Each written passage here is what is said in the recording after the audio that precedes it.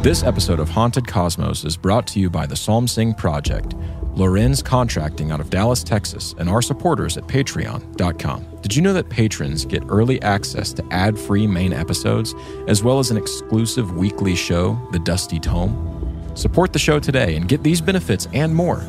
And now, on with the show.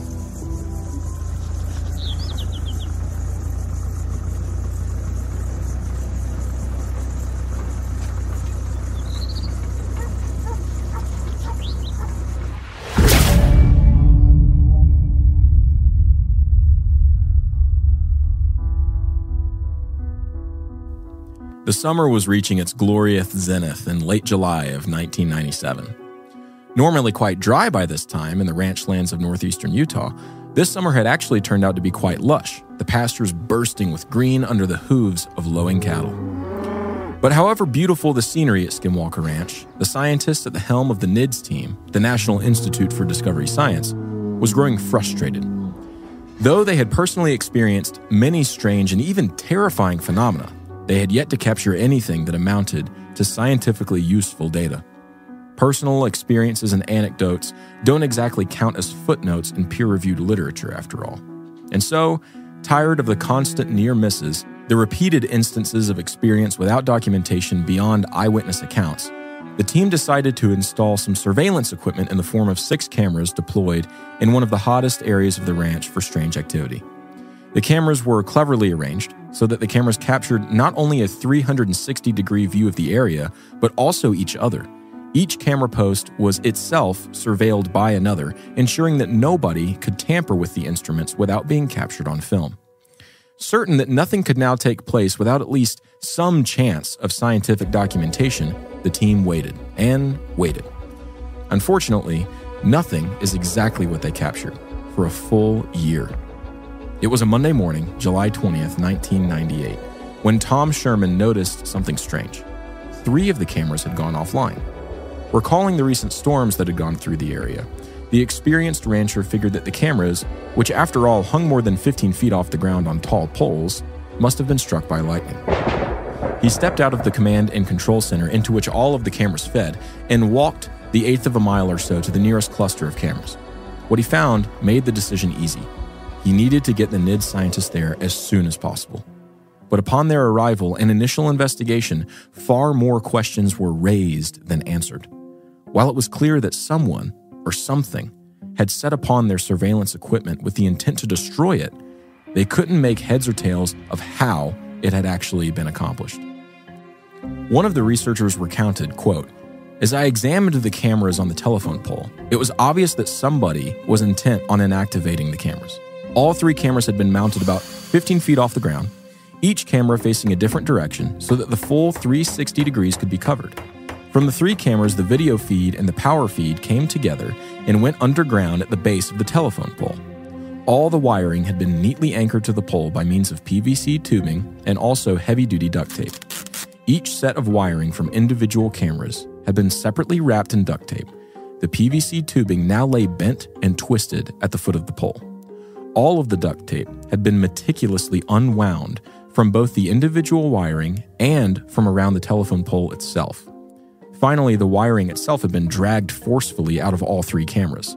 Anybody who has experience in wrapping wiring with duct tape and leaving it to bake in the summer sun will appreciate the enormous difficulty and patience required to unwind the sticky tape several times from individual wires as well as from around the pole.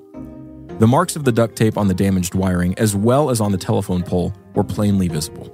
The tape was nowhere around. We searched the ground minutely for several days, for several hundreds of yards radius around the pole for the missing duct tape, but found no clues. The next part of the investigation was to see if all 3 cameras went off the line simultaneously, and for this we had to rerun the videotapes. We also hoped to obtain a clue regarding the perpetrators, because it was possible the cameras might have recorded the unknown vandals during their approach to the telephone pole. The videotapes revealed that all 3 cameras had lost power almost simultaneously at about 8:30 the previous night. This was just before it had gotten dark, so there would have been enough light to maybe catch the perpetrators in the act of vandalism. Suddenly it dawned on us that one of the remaining 3 cameras on a separate telephone pole 200 feet away was still working. Better still, it had been pointing directly at the vandalized pole during the incident. There was a mad scramble to retrieve the videotape, and we waited in breathless anticipation as we played back the video. Sure enough, the camera had faithfully recorded everything. There was still plenty of light out as the timestamp rolled towards the fateful 8:30 time, when presumably the recording would reveal who had damaged the other cameras. We watched dumbfounded as the timestamp continued past 8:30 and revealed no unusual activity. Carefully, we replayed the videotape, checking to make sure we had the correct time. The videotape stamp was precise, but we could see nothing on the footage other than the pole itself and the cattle peacefully munching grass in the pasture beyond. Each time we replayed the tape, the more certain we became that we had the correct time. This made no sense. Whoever had yanked the wiring out of the cameras should have been in plain view on the tape. Nothing whatever disturbed the pristine stillness. Unfortunately, the resolution was not good enough for us to see the thin wiring in any detail, but it should have afforded us a glimpse of whoever had ripped the wiring to pieces. Completely flummoxed, we took all of the videotapes back to Las Vegas in the hopes that digital enhancement might give us a clue as to what had happened. After multiple rounds of digital enhancement, the puzzling incident came into even sharper focus.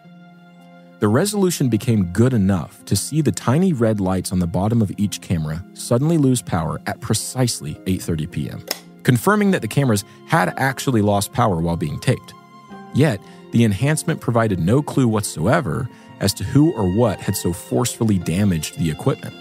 The combination of fastidious attention to detail in removing every shred of duct tape from the wiring, while at the same time ripping out the wiring from the camera junction boxes, was disturbing. It reminded me of the same eerie combination of brute force and finesse that had been displayed in dismembering the calf a little over a year previously.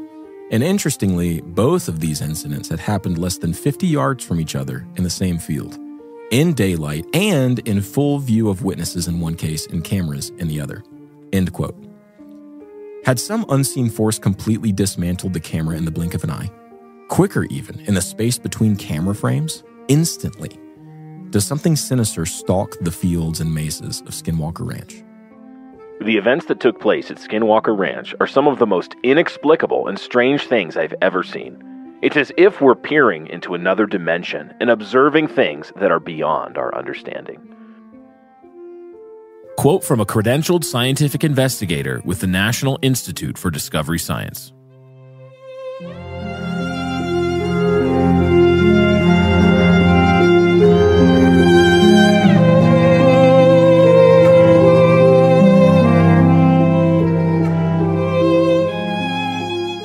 Welcome back, everybody, to Haunted Cosmos. Yes. My name is Brian Sauvé, and I am joined here by my good friend, Ben Garrett. Say hi to the people, Ben. Hello, people. I am widowy doing the No, you're not. He is widowy not. Okay, that was for all of our Zoomer listeners. All of you, like dozen or so Zoomers that like us. And speaking of listeners, this is actually the first episode we've recorded now since releasing publicly. So here's the deal. We've recorded 8 episodes of this show. Yeah. One through 6, or 1 through 7, and then also number 10. Yeah. With the last one. So that's really confusing, first of all. It is for you listening. Like, but the now timelines. we're recording episode 8, and we've released episodes 1 and 2, and the response has just been epic. We're so grateful. You guys, I did not believe that we would make it into the top 10 on the Apple podcast charts And Spotify. after the first episode. Yeah. That was insane. That was the top insane. 10 on Spotify. It's amazing. So thank you guys. We've had just such an outpouring of support. I know we're like months in at this point when you listen to this, but for us, just go there with us. We hope that we've made our gratitude plain on Twitter and Instagram and stuff, because we really do feel it. You guys are the bomb. You guys are the bomb diggity, and we're very thankful that you're listening in. But let's cut to the chase here, because there's some crazy things happening at Skinwalker Ranch, and they're not too far from us. No. Yeah. So we're a little concerned. First of all, I want you all to know. What if it spreads? Put on the full armor of God every day. Put it on. I mean, especially if you live within the realm of a skinwalker. Yeah, like you're gonna want to put it on.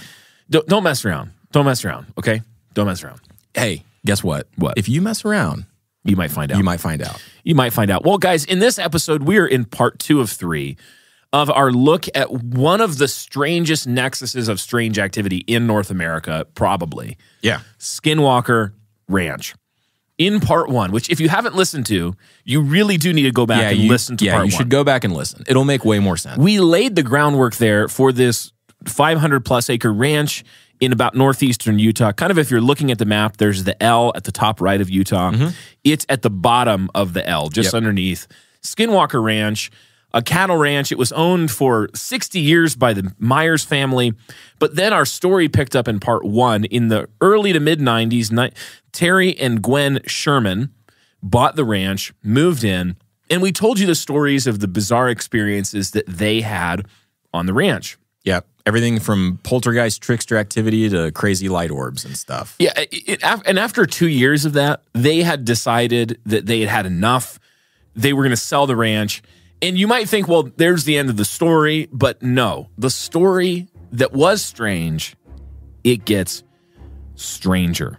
Okay, now you've probably, listener, watched lots of movies that have this certain narrative shape, that deploy this certain trope.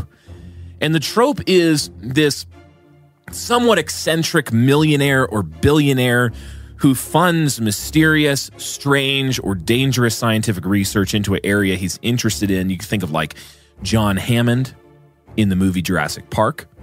Funds all this unhinged research, and you know what? He found out. They didn't stop and ask. Wait, no. What they did was your scientists were so consumed with whether or not they could. They didn't ask. They didn't ask whether they should. Hey, life finds a way. Hey, Jeff so Goldblum. True, and many such cases as will continue. Common scientist L. But common Jeff Goldblum dub. That's true. That guy. It's true. That's anyway. Peter Wayland in the movie Prometheus. I'm not necessarily recommending any of these movies, but I mean, here this shape is pretty common. It's kind of like a trope you see in movies, stories all over the place. Well, as the saying goes, life does sometimes imitate art. Sometimes art imitates life, but life often imitates art. Oh, yes. And something happened with that shape here in the story of Skinwalker Ranch when the Shermans decided to sell the ranch. I mean, who do you think might be interested in buying a ranch? Remember, the stuff was publicized. Yeah, like people knew what was going on, at least locally in Utah. Yeah, and we'll even talk about, it's clear people knew about it. Like, if I saw a Zillow ad and it said 512-acre ranch in Utah, check. Picturesque. Okay, that's good. Beautiful Mesa. Check. Bubbling creek. Check. Through the property. Check. Water rights. Important. You got to check that. Big check. Check that out. That's great. Teeming with dog-melting orbs. Okay. Also, cattle sometimes disappears and gets eviscerated and mutilated. Okay. There are occasionally strange flying RVs with spacemen in them. Okay, so bad for the kids. Bad for the kids. It will steal all your tools and hide them in trees, which is the worst part. That's the worst part. Poltergeist activity, just like sometimes they'll unpack all your groceries, and then a poltergeist will take them and put them all back on the table that you started. I don't think I would put an offer. The seller's going to help with closing costs. So well, let's put that in the pros category. Well, okay, there was a man though who was interested in the property, not in spite of all that list of crazy things, but actually because of them. And this man first heard about the ranch in, I think, 1996 in a newspaper ad, or no, a newspaper story that he had heard about some of this activity. And to that guy, he said, he picked up his late 90s phone, which is like the size of a child. Of like a small child. Small child. He put it up to his head and he said to his lawyer, "Get me that ranch." Brian is he's acting like he's holding the world's biggest phone. I know nobody's to his ear right now. Oh, that man's name is Robert Bigelow. Robert Bigelow actually is still with us. Yeah. As we record this episode, he's 78 years old. He's an American businessman. And this guy has a net worth in the 9, maybe even 10 figures at various points in his life. So like Chobani yogurt, yeah, this guy doesn't worry about buying it. He buys like multiple at a time. He looks at Chobani yogurt and he's like, I'm not worried about that. Give me it. I want you guys to know that was not in the notes. That's peak, but it's peak luxury. It's so true though. It's so true. He didn't look at it and he was like, I don't know, babe. Can we make it work in the budget? $67 he's probably per not, spoonful. Let's be honest. He's probably single. He's probably single. Bigelow, he's a very interesting guy. Bigelow made his money in the Vegas hotel scene. And he made it by essentially noticing this hole in the marketplace where there wasn't like a cheap hotel, motel sort of in the market. It was like you had total rundown garbage or really expensive. And so he came in and he started this hotel chain. You've heard of it, Budget Suites of America. He started that hotel chain. Great name. Great businessman. Built the company up. Some people estimate his net worth was something like $700 million. He claims $1 billion at some point. Anyway, a lot of money, a whole lot of money. And before you think that this guy's maybe just a crackpot, because he bought the ranch specifically because he wanted to investigate paranormal activity. Yeah, he didn't want to raise cattle. No. And you might look at that and go, well, he's a crackpot. I mean, like, sure. He's just a crackpot. He's actually not only a respected businessman, but he also founded another company called Bigelow Aerospace in 2011. Bigelow Aerospace is an aeronautics company that manufactures and develops these special space station modules that are like actually in use, I think, on the space station. Yeah.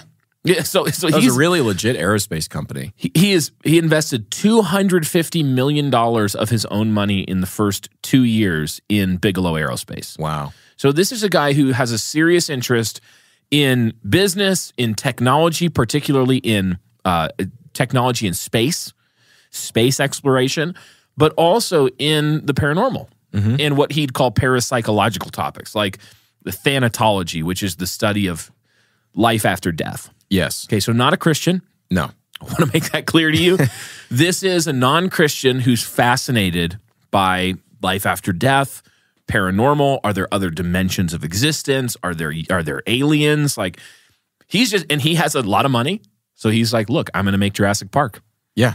Real IRL Jurassic Park, but demons. So he bought the Disneyland of weird activity. I repeat myself. But you repeat yourself. He bought the Disneyland of paranormal activity that he saw this newspaper thing. He was like, well, I think he bought it for like $200,000. It wasn't serious. That makes me so mad. I don't know for sure. That's off the top of my head. But I mean, in the 90s though, $200,000 was like the equivalent of $6,000 million. I know, but right now, like land in Utah, guys, is difficult to buy. Good investment. Yeah, very good. Good, and you'll see by part 3 of Skinwalker, it was like great investment. Great investment. Great investment. Got out at the right time too. Yeah, he did. He really and truly did. I think some people trace Bigelow's interest in this to some deaths that he had in his family, of some like untimely deaths. And he started, and this is like a warning to people listening to this. Maybe you're not a Christian. We're Christians, and we're trying to turn the lights on in the dark cracks of this world that God made, and warn you that, a lot of people are interested in these sorts of stories. They're fascinated by them. And the reason is because you are not just a meat puppet walking around. Yeah. You're a spiritual, physical being. You're made in the image of God. And he put eternity in the hearts of men. Yes. Ecclesiastes tells us. And so, it's completely, we should expect, given that that's true, that people would be interested in spiritual things. Yes. Now, the problem is that when people fell into sin corrupted every good thing that God made. And so our spiritual interest, which is we should have an interest in worshiping the true and living God in word and spirit, well, it gets corrupted and we start to, sometimes meddle into spiritual world that is not actually good. It's evil. One of the things that the scriptures forbid are things like necromancy, mediumship, talking with the dead, all that sort of stuff. And Robert Bigelow, clearly the doorway for him, or at least a lot of people speculate the doorway for him. He's very private. He doesn't do a lot of interviews or anything. But it was death in his family, and he wanted to see what happens. Yeah. And I would say, Bigelow, if you ever listen to this, repent and believe the gospel. And then you'll find out. Yeah. You can actually find out for free on a Sunday in many locations across US, America. What happens after you die. Can actually ascend to the heavenly Mount Zion. Yeah. And surrounded by festal shout and angels. Yes. Great cloud of witnesses and worship the true and living God. Yes. Like for free. And learn about the faith once for all delivered to the saints who will inherit the earth. For free. For free. For free. You don't even have to buy a strange ranch to contact weird things. Yes. It is for free. Like, it's amazing. It's the elites don't want you to know this. The elites don't want you to know this, but you literally can. Oh, anyway. So Robert Bigelow buys the ranch, and you can see this in a lot of his business stuff, Ben. I think this shows up that he's kind of a systematic scientific. He has a great respect for what we call the scientific method. Yeah. Very interested. And so he founds the National Institute for Discovery Science. Ben, can you tell us maybe a little bit about I mean, I NIDS think team? the best thing to do would just be to read their mission statement. Yeah. So the National Institute for Discovery Science, or NIDS, is a privately funded science institute engaged in research of aerial phenomena, animal mutilations, and other related anomalous phenomena. Note that they think those things are related, which is already interesting. So they wanted to collect eyewitness accounts from as many people as possible. Yeah. And they go on to say that NIDS maintains a large database of anomalous activity and investigates reports whenever possible, using a combination of high-quality ex-law enforcement investigative teams and contract research involving nationally accredited labs in the veterinary, biological, chemical, and material sciences. The results of these investigations are published in peer-reviewed journals on the NIDS website. So basically, imagine you have this interest in the paranormal. You also have a real respect for the scientific method, observation, data collection, analysis, etc. Yep. And then you also have enough money to put together every boy's dream, which is like the greatest ghost hunting, beast hunting team in the world. Yes. So this guy has the means, and he thinks that it's a worthy cause. And so what he does is he's like, well, hey, if you've ever had a strange experience, we want to know about it. And if it's, and I'll do you one better. If it's good enough, if it's compelling enough, we will come to you and investigate it. If it's recurring, we will come to you and investigate it. Really, one of the biggest things to note is that NIDS started off with this blanket assumption that UAPs, unexplained aerial phenomena, and animal mutilations were inextricably linked. Yeah. Which is a huge theme of this show, of Skinwalker Ranch in general, and we'll get into that more. And then one of the other things that they started to really hone in on is this tendency of these type of events, when they happen in high quantity in areas, it almost seems like there is an intelligence that knows what's going on, at least somewhat, or even omnisciently in the area. So why don't you tell us more about that, Brian? Yeah. So the team here, and some of the we're going to talk about some of the conclusions they drew. The team that they assembled were, if you look at one of the books that we've referenced several times, The Hunt for the Skinwalker, it's written by a guy named Colm Kelleher, George Knapp. Knapp is a journalist, if I'm not mistaken. I think that's the category you'd put him in. He's an investigative journalist. Yeah, there you go. So he's a writer, investigative journalist. Colm Kelleher is a scientist. I think he was a biologist, but he was with NIDS. And he was with NIDS. Yeah. So NIDS assembled this team that includes guys like John Alexander, who's an ex-military colonel. Yeah. And John Alexander, the guy who inspired the book, The Men Who Stare at Goats. Yes. The book and the movie, which is kind of a playful take on on his stuff. Yeah. But John Alexander's we could do a whole episode on John Alexander. Yes. Like he investigates and studies things like remote viewing. This is government funded research into remote viewing. Like the government literally we're going to talk about that in some episode or something. You got a guy like Colm Kelleher, you've got Robert Bigelow owns it. There's this whole team of scientists that are assembled, and some of them are known. It's important to understand as well that some of them intentionally remained anonymous. So their credentials would be listed, things like that, but they remain anonymous because it's very controversial to study paranormal things scientifically. Remember, this is contract work. So these guys aren't thinking like, oh, I'm going to retire here and get a pension. Right. This is, I'm going to spend maybe 2 years here and then I'm going to move on to something else. Yes. When they move on, they have to still be respected. Yeah, they can't be like, well, there's the weird UFO guy. Like everywhere he walks in, people play the theremin music. The X-Files theme. Like the X-Files theme. Yeah. So these guys would write peer-reviewed papers. They published a lot of their material. It's very meticulous. You can go read it. We're accessing a lot of their website stuff because they stopped really functioning as a continuing organization in like 2004. The Wayback Machine captured their whole website. So you can go look at their personnel, mission statement, a lot of their writings, and that sort of thing does still exist out there on the web. Yes. What this team of scientists quickly began to realize really was two main things. One of them was that their initial goal of coming in, and they thought, because of all the activity that had been cited by so many different credible witnesses, They were going to immediately come in and capture reams of video, audio, and other scientifically viable evidence of paranormal activity. Right. That maybe would be open to saying like the typical, well, that's not the UAP, that's the planet Venus, whatever. But at least to be on video. And they'd be able to capture it. The first thing they found is that was very frustrating. Right. So, Brian, as it turns out, Dallas, Texas is our biggest listener base if you narrowed it down to a single city. Can you believe that? That's amazing. I don't know why that's true. I have no idea why that's true. Also, my hometown, Atlanta, is number 3. That's a fun fact. Nonetheless, we thank the Lord for all of you Dallas listeners, and we want to do our best to throw you specifically a bone. Yeah, everyone knows that buying a new roof for your house can be difficult. You know, you're always getting scammed by hucksters, but you know what would make it better? Buying a new roof from a Christian or getting an inspection from a Christian. If you're in the Dallas area and you need roof work done, then you need to reach out to Lauren's Contracting at www.russroofing.com. That's right. If you are a slightly unhinged haunted cosmonaut in Dallas, Texas, who needs some work done on your residential or commercial roof, or maybe there's been a recent hailstorm and you just want your roof inspected to make sure it's safe. Whatever it is, go check out our friends at Lauren's Contracting, and you can find them at www.russroofing.com. That's www.russroofing.com, or call Russ himself at 940-395-9413. Again, that's 940-395-9413.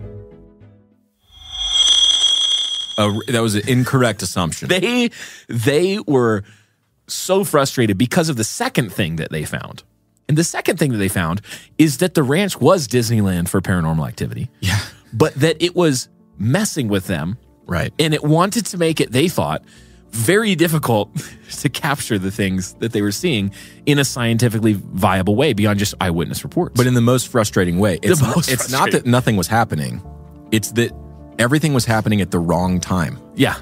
And so they concluded, I'd say they had a tentative, hesitant hypothesis, is that they were dealing with what Colonel John Alexander coined what was a precognitive intelligence. Ben, can you read? There's a quote there from I believe this is from Hunt for the Skinwalker, but it might be from a George Knapp article. It's George Knapp quoting John Alexander. There we go. In one of his works, and he says, quote, "I came up with a term for it. I called it a precognitive sentient intelligence. It certainly seemed to be intelligent, and it seemed to know what we were going to do before we did it." What? Like, let that sink in, Just please. Think about this. This guy is like an actual scientist. Yeah. Who's trusted by the U.S. government, which Army doesn't. colonel. I know that. Presumably in the late 90s, that meant a little bit more. Let me put my tinfoil hat on. It actually just say, probably a reptilian. Okay, taking it off now. I'm kidding. But imagine, this is what it would be like. You wake up in the morning and you're like, man, I really want some bacon. And then your kitchen starts cooking bacon for you. You walk down, your kitchen's already cooking bacon for you. You're like, wait a minute. That's a very nice precognitive. Right, that would be like a benevolent one. This one was more malicious in that it knew. What John is saying is that the ranch, I'm just going to personify it, call it the ranch, knew that they wanted strange things to happen. But the ranch also knew that they wanted to observe, record, quantify, measure it, collect data on it. So what the ranch would do is say, well, I'm still going to do all these things, but I'm going to do it in between equipment being set up, or I'm going to mess up the equipment so they can't collect the data, or I'm only going to do it to this one guy who's like walking over there to go pee or something. I'm going to wait until the NIDS team leaves to go do other stuff. Because they investigated, we'll still talk about, they investigated areas of New Mexico and other areas as well. And then Tom Sherman stayed on. This is a key point I forgot to say. Tom Sherman, the ranch manager, the previous owner.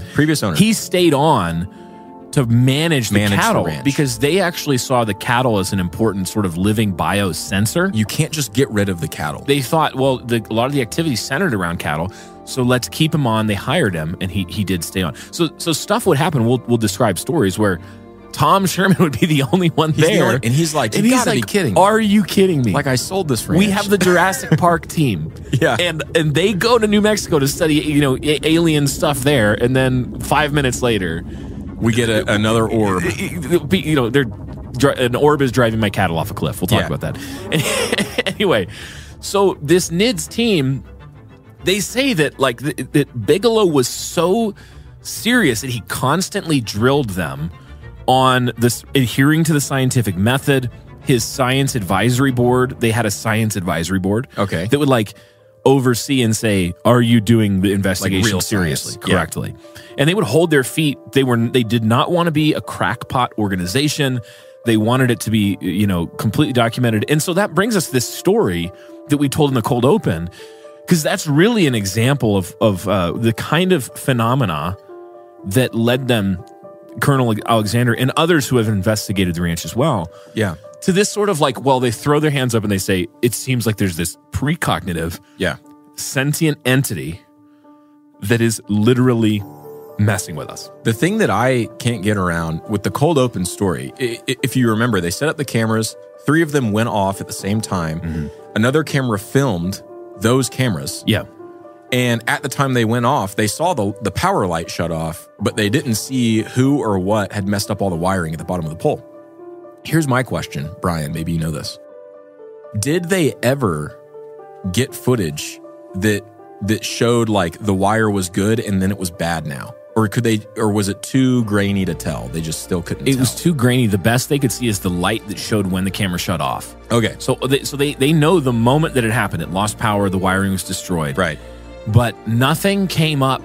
It's actually important to understand. I don't think they mention it as much. The way these cameras were filming is not 24 or 30 frames a second. They were filming on a time-lapse mode. Yeah. But that might make you think a picture every... Because they're filming literally for a year. Yeah. So you might think that's... How could they do that? They're obviously not doing 4K 60 frames a second for the absolute state of the hard drives. The terabytes that would be required. But it wasn't once every minute. We're talking a frame every second. Mm-hmm. Or, there were a couple modes, but they were still a second or less. Still robust between frames. So what this means is that whatever did whatever to the cameras, or to the wires, I should say, did it instantaneously. But either it was able to move into the dimension where time didn't matter. Sure, yeah. Or it's the Flash, and it can do it between frames. It could have been a missing time, what we perceive as a missing time kind of thing, but to whatever entity, if there is an entity doing any of this at all. Right, if you believe the stories. If you believe any of this at all, where they're able to step into a separate dimension where time is more measurable, almost like a space dimension, like length, width, and height. Yeah, and they're able to step in and see time. Yeah, so they can almost pause it. Anyway, they can pause it. The point is, whatever did this had to be big enough that it's going to show up on a camera. This was intelligent activity directed. It knew what they were trying to do. Yeah, that's the key. It knew what they were trying to do. It knew what a camera was. We'll get into that. We're gonna get we're gonna keep touching on that a little later. Remind me to ask you a question that I have about this whole precognitive intelligence thing, because I think it's really key. But one of the major themes that we absolutely have already touched on and have to get more into is the cattle stuff. Yeah, the cattle injuries. Because remember, they noticed that the Shermans were operating a legit ranch when all this stuff was taking place. So actual good scientists, they don't want to mess stuff up. They have to maintain the control group, so to speak. So the ranch is still a functioning cattle ranch. Tom Sherman is still on it. And you have all of these crazy stories about cattle mutilations, cattle going missing, and then helicopters spying on the ranch and stuff like that. So let's talk about some of those. Yeah, let's talk about some of those. Those are exciting. Because we've got I know we've made this connection. So one thing that does interest me, and we need to keep moving and talk about that, but I keep coming back to this moment in Acts 16. Ooh. Acts 16 to 24 or so, where Paul and Silas are going to a place of prayer, and they're met by a slave girl. Mm-hmm. And Luke tells us the slave girl had a spirit of divination. and brought her owners much gain by fortune telling. Yes. Okay, she follows Paul around. Paul gets annoyed with her because she kept crying out, "These men are servants of the Most High God who proclaim to you the way of salvation." It's almost like God is forcing the spirit of divination to proclaim the gospel. Yes, almost like Saul's visit to the witch at Endor. Exactly. It's like he just enslaves the powers and forces them to do his will. Just like when the demons encounter Jesus and they're like, "We know who you are. Please don't send Just us like- to the Tartarus." Just like black holes.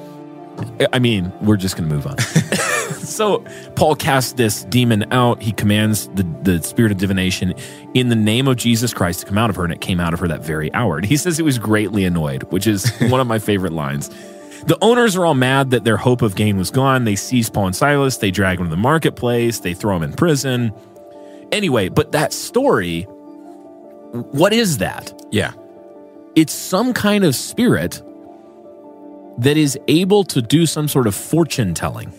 Right. And divination is almost exclusively talked about in a negative light in Scripture. The only exceptions I can think of are Joseph's diviner's cup in Egypt. Yeah. And I think that Daniel's dream interpretation is referred to as divination at one point, but I could be wrong about that. In both of those cases are areas where the people of God are going into pagan realms and sort of using the language of the pagans. Right. Scripture makes clear that it's not the sinful divination. Right. These aren't necromancy, like calling it to the evil spirits. So I just want to like put a little pin on the map. Yeah. In the conspiracy red thread going everywhere, guys shaking his hands and going Yes. like, what? And just say, I would call Acts 16 and say that if a pagan were to show up in a scientist lab coat and say, what was that? Before Paul showed up, he would have said, well, that's kind of like a precognitive sentient intelligence. Yes. It's divination. So this is a theme you're going to see through Haunted Cosmos. Yeah. We have pagans often trying to describe with the language of science and technology things that are fundamentally Things spiritual. that are spiritual. Things that are fundamentally spiritual. Anyway, I'll also just put a pin in something real quick. let's do it. We really do hey, need to move on. Ben, but here's the thing. This is our show. People will listen to a 3-hour Haunted Cosmos because they're fussing about it coming out every 2 weeks Yeah, I know, constantly. yeah. Maybe So let's give them like a 6-hour. I wish we could do today. it every week. Yeah, guys, so anyway, I do. so you have the problem of it being localized. Yeah. It's on the ranch. This was the same thing with Mothman and Point Pleasant. Like, why was it localized? Yeah.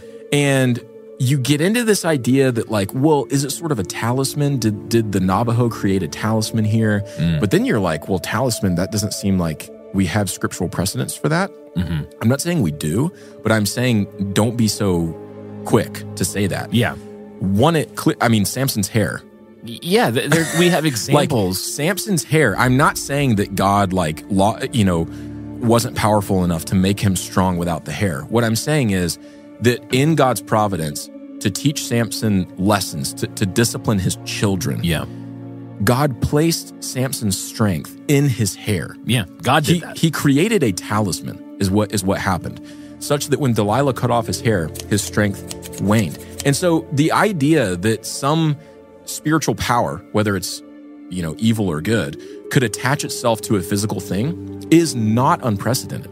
Yeah, that's not, and it's also not unprecedented for pagans to give names to spiritual things that are just their name for it. Exactly. Like a talisman, a curse. Exactly. A djinn living in a lamp. I mean, which we're going to do a djinn episode at some point. Yeah, we got to do a djinn. Cursed objects. These are things where don't hear us saying the pagans got it all right, but do hear us saying the pagans are explaining spiritual phenomena using whatever vocabulary they have, whether that's Bronze Age, Canaanites, or 2022 lab coat wearing NIDS scientists. Exactly. They're using the best they have to try and explain reality. Yes. I just wanted to put that in there because I've been thinking about it more. Like, what about this whole attachment to a thing situation? Anyway. So continuing. The ranch continues to have issues with cattle mutilation and all sorts of things. There's one account where this is in 97. So NIDS is involved at this point. It's August of 97. And Mr. Sherman finds that the cows are startled by something. So he's managing the ranch, and the cows, he noticed, are stampeding south in such a panic. And by the way, guys, if you don't know cows don't like to run. No. In fact, cows will die if they run. They seldom run very long. Right. They literally will just fall down and die. They get excited and they become prone to lung infections, specifically, and other sorts of maladies. So they run so hard, they break a fence line, like getting all cut up, running through fences to get, and they go into the neighbor's ranch area, which is an alfalfa field. And now, so there's they're fleeing some kind of danger from the looks of it, but then there's this other danger to Sherman. He's saying, he's a rancher. He's like, alfalfa can kill cows. Right. He's concerned about, the cows have probably, like you said, cut themselves up by committing to running through this fence. And now they're at risk of eating a bunch of alfalfa if they choose to stop there. Right. And they'll die. And the sun's setting, like it's late in the day. Yep. Tom and his son Tad are trying to herd the cows back, but they're out of control. Yep. They're panicked. They're losing their mind. They're very stressed. This will come up in part 3. Yeah, foreshadowing. That actually stress can kill a cow as well. Like an acute stressor is very dangerous.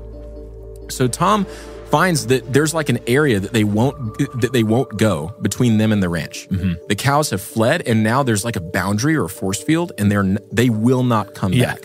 So he tries herding them in a different direction, going east instead of north. Dude, this reminds me of the Zone of Fear with Keel in the Mothman. I just thought of this. Do you guys remember that? The road where he wouldn't in the night. He waited till the sun came up to go across. Wait a minute, because he was like the zone of the cows found us. It was a zone of fear. They found it. They are John Keel. They are the same. Well, okay, if he took a step, he would get panicked and he would have to back up. Okay, another biblical connection. Balaam's donkey could see the angel. Ooh, and he wouldn't go. Like this is now at this point. I'm just saying. This is the best biblical example we have of something like this. Whoa. And also Exodus 4, Zipporah, the bridegroom of blood. Yeah. Moses is out of the picture in that story somehow, and God had come to kill Moses, which, by the way, weirdest. It's very weird story. Strange. But God had come to kill Moses, and Zipporah is the one that circumcises his son. Moses is somehow immobilized, and commentators will often compare it to Balaam's donkey. Interesting. Saying that Moses was experiencing some either like paralytic fear, and he was completely unable to move because he was so afraid. This is so anyway, keep going with the story, but that connection just leapt out at me. Dude, I love that. Of Balaam's donkey and John Keel. Again, look at all everything is there's threads. I love that run through creation. I love that in the story of history. But continue the story for us, Ben. Sure. So he tries herding the cattle in a different direction because they're not going to go into that one spot, the area of fear. So he goes east instead of north. He's like, all right, we're going to go the long way. Pythagoras rolls over in his grave. He's there. But all of a sudden, okay, as he's starting to do this, a golf ball-sized blood red ball flies into view and shoots at them from the nearby creek. It misses Tom's horse by inches, okay? And then the horse starts freaking out and starts running. The cows are now bellowing in a crazed fear. They're even more afraid now. Also, like a massive or a golf ball-sized red ball flies at you. Let's just not gloss past that. That's really weird. Come on. One of his prized bulls is going insane with fear. Super valuable animal. Yeah, very just like in part 1. I think we emphasized well the value of those animals. So Tom, he's like, okay, what the heck is happening? This golf ball thing just tried to kill my horse. But he's like, no time to think about that. I'm worried about the cattle. And then as he's trying to herd them again, as he's like collecting himself, another red orb flies at his horse. And Tom loses all semblance of control over the horse, which flees towards the canyon. So Tom is on the back of this horse. And he's like, I guess I'm running to the canyon now.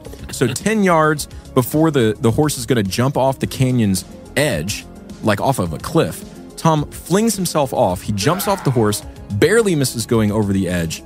The horse miraculously falls 20 feet, but isn't injured. So the horse actually runs off this edge. Yeah, it goes. And you'd think it would die. That's how scared the horse was of this thing that was chasing it. It was willing to just die. It was like, it's like the pigs when Legion invades the herd of pigs, and they're like, I'll just die.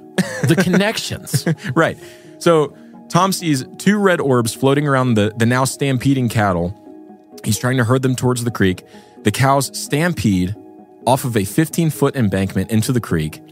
Several cows and calves lie injured, stuck in the mud, broken legs, can't get out of the water. They're still afraid. And Tom just has to go home. Yeah, he's like, he finally, I mean, he's trying to get him sorted, but he's like, okay, I'm going to regroup. His son, Tad, his son is out there who's very helpful, like not a young lad, like older son. able to help. Yeah. So they're like, he's going to go regroup. It's now 2 a.m. Remember, this started before the sun went down. It's been 7 hours that they've been trying. Like, we just passed over at 3 minutes. This had been 7 full hours or so of the cattle, between the cattle being startled and him returning back to sort of like regroup. He meets his wife over there and he's like, hey, this is what happened. The loss was not as bad as he expected. He'd gone down to the creek and some of the calves had some broken legs. There were some lost animals, but it seemed like most of the cows were actually going to make it. And they were calm now. They were calming down. And then his wife, he's telling his wife all this. And all of a sudden, Mrs. Sherman, she points out to the fence line up south where this has all happened. And their son, Tad, is climbing over the fence on their way back. And they both see this red orb hovering 10 feet over his head. Yeah. Of course, Mrs. Sherman is frantic. She screams. Yeah. When she notices it and screams, the orb all of a sudden buzzes low over the ground and starts shooting towards them. And so now they're like, oh, great. Yeah. This orb's, I guess this is it. I guess we die. Right. And the NIDS team is going to come and investigate our dead bodies. All right. Probably mutilated. They'd probably actually call the police, I guess. NIDS wouldn't be like, we have jurisdiction. Oh, this is interesting. So, but the red orb, it buzzes over their head, flies off into the western sky, and disappears. Now, when Tad, they're in a truck, by the way, they're right by the truck. When Tad he's now got over the fence, he didn't really notice. Walks towards them. They tell him, like, what happened, and they say, all right, let's just like hide in the truck. Maybe red orbs can't get into trucks. I don't know, which actually not a bad instinct. I mean, look, when you're scared at night, you hide into the covers. Humans, we just think that things keep us safe. In the Black-Eyed Kids stuff, which we'll probably do at some point, I mean, the guy in the car. That's true. It's like, can I get a ride? Let me in the car. Maybe the threshold. Yeah. It's some barrier of entry actually usually is helpful. So they sit in the car for maybe half hour and nothing happens. So Tom Sherman says, I'm going to go check on the irrigation gates. He's got to lift them, change the flow of the water. There's still ranch stuff to do. And if you are into farming and ranching, like, it never stops. It's middle of the night. It doesn't matter. He missed 7 hours of work. You can't just... So now he's not going to get sleep. He's like, all right, I guess I'm working. So he goes out and it takes him about 5 minutes to change the flow of the irrigation. He takes a shortcut from the truck past the old homestead house. Mm-hmm. He goes past the old homestead. It's this abandoned ramshackle ranch house, and he goes and does it, comes back. And as he meets his wife, where he told her to meet him, again, she goes, look at that. She points, and he follows her hand, which is trembling. And there in the distance, over the ramshackle ranch house, is the bowling ball sized blue orb that they saw right before their dogs got melted. Yeah. So now they're like, well, we're about to be turned into dog butter. Right. It was 3 dogs before. Now it's going to be 3 people. 3 people. And they're going to just find greasy little piles of Sherman. Well, it seemed to notice the orb that they had noticed it, and it darted to hide behind the house. So they finally, they're just like, whatever, we're going home. Yeah. They go back to their house. Tom calls the NIDS team because they'd been investigating elsewhere, and he's like, you got to come back. Yeah. And they come back. But again, the NIDS team, just unbelievable. they couldn't document any of this. My question, so the orb notices them. Yeah. Flees behind the house.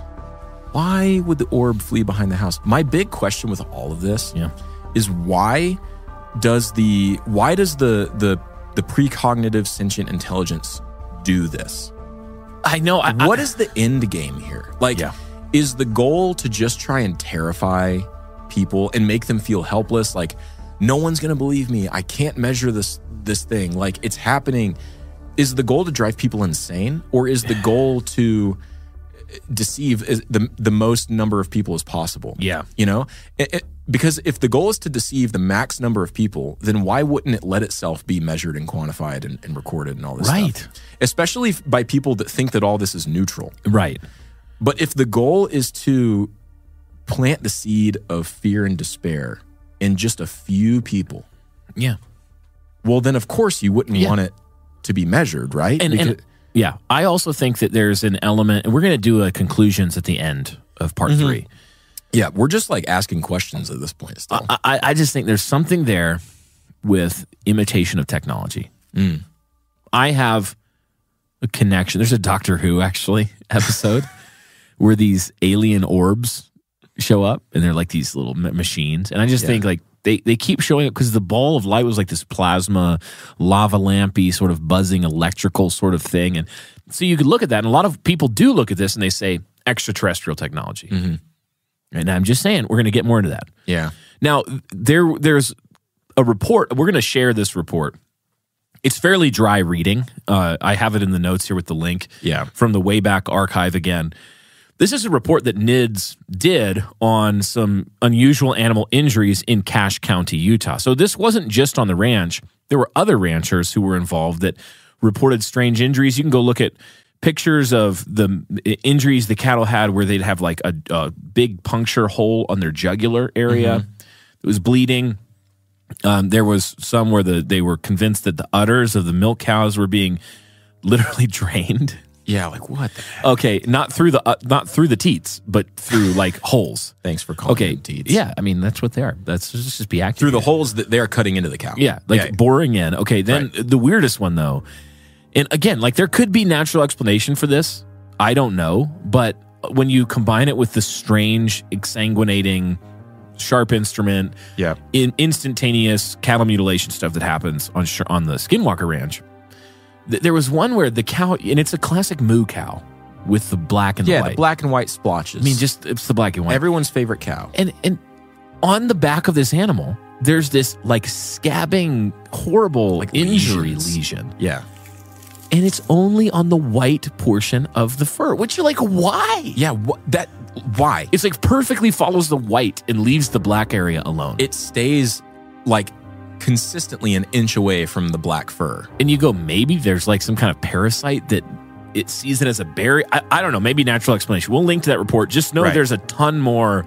We literally would have to do a 6-hour episode to talk about all of the weird cattle inside injury. of, like when it comes to the lesions that doesn't go in the black, inside of me there are two wolves. Yeah. One of them is like, it's just trying to mess with you. Right. It's just showing you its power, that kind of thing. Like how detailed and precise it can be. The other one, though, is saying, like, I wonder if there's a difference in chemical structure depending on fur color. Maybe. That would resist a parasite or some sort of skin-eating virus. Yeah. But I don't think there would be. Like, I don't think color would change a chemical. Anyway, that's just... And you can read the transcripts of the report where the cattle rancher, they had a hotline where people could call in to NIDS. That's great. And report things. And so the cattle rancher, it's a hilarious conversation because it's clearly like a ranch guy. I mean, he's like a rancher talking to this lab coat scientist. And the thing that you see through all these is that it was unusual. These are cattle ranchers for years and years and years. Yep. The reason they're calling the hotline is because this is not normal.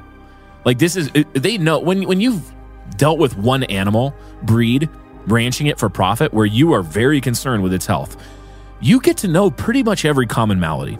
Yeah. You know, like what to look for.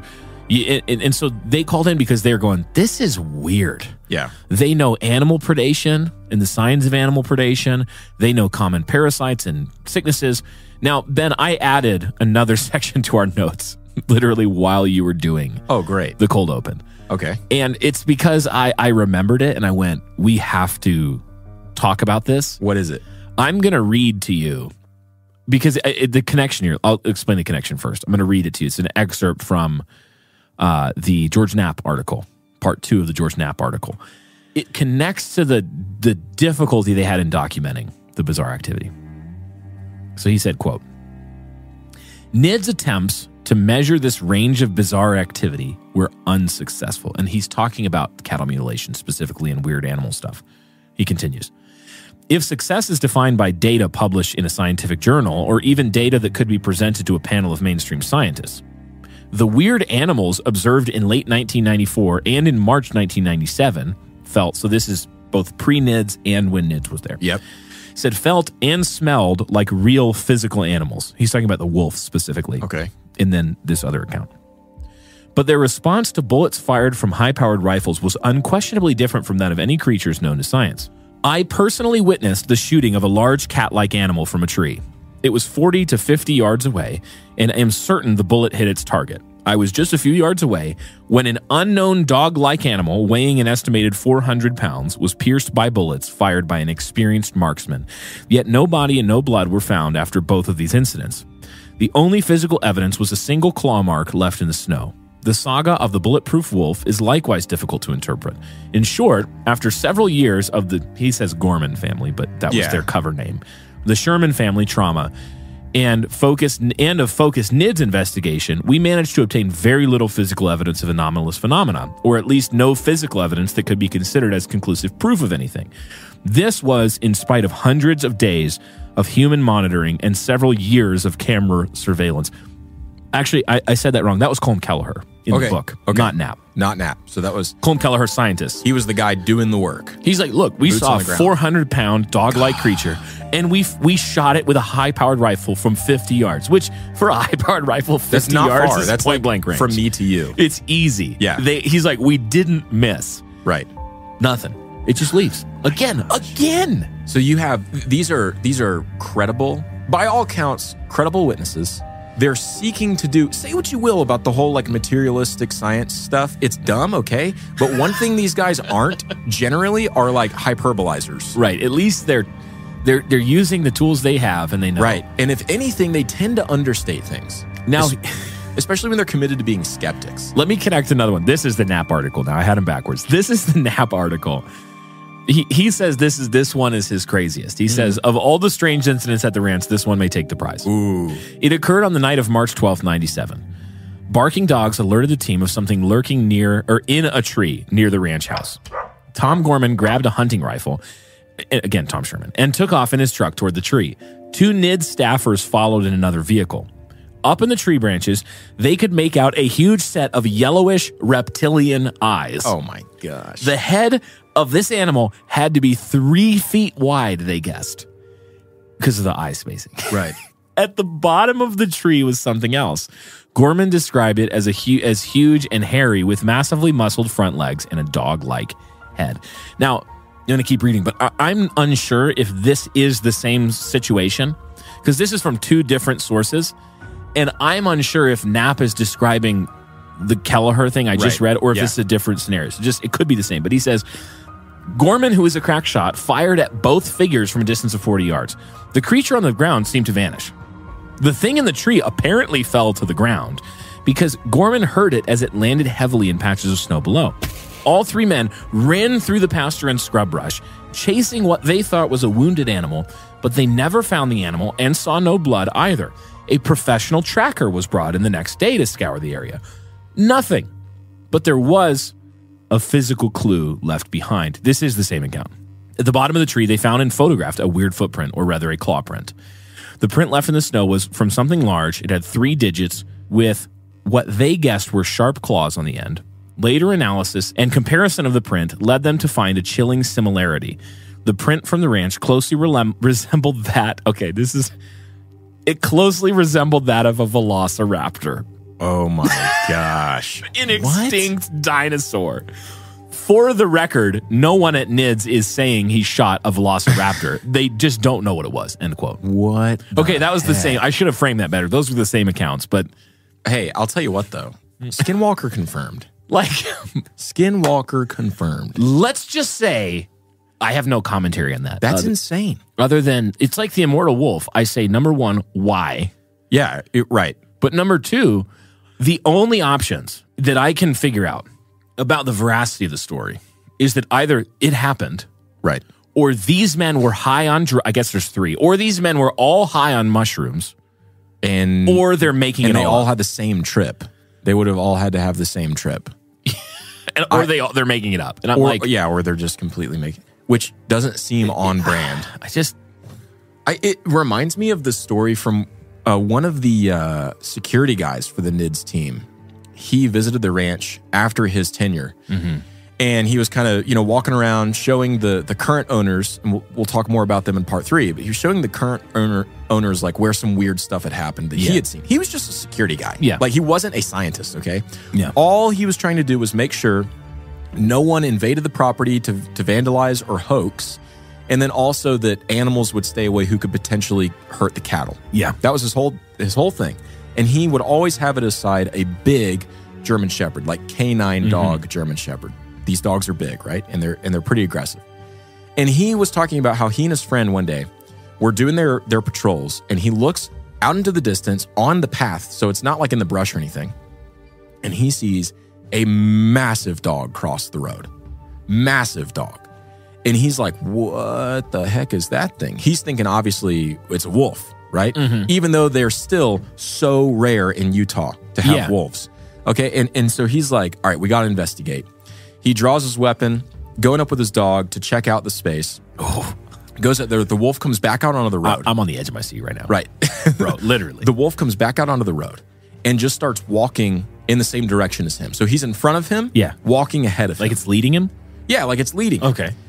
No sense of urgency, no aggression. Dog's like, I'm not scared of you. The dog's like, you can do nothing to me.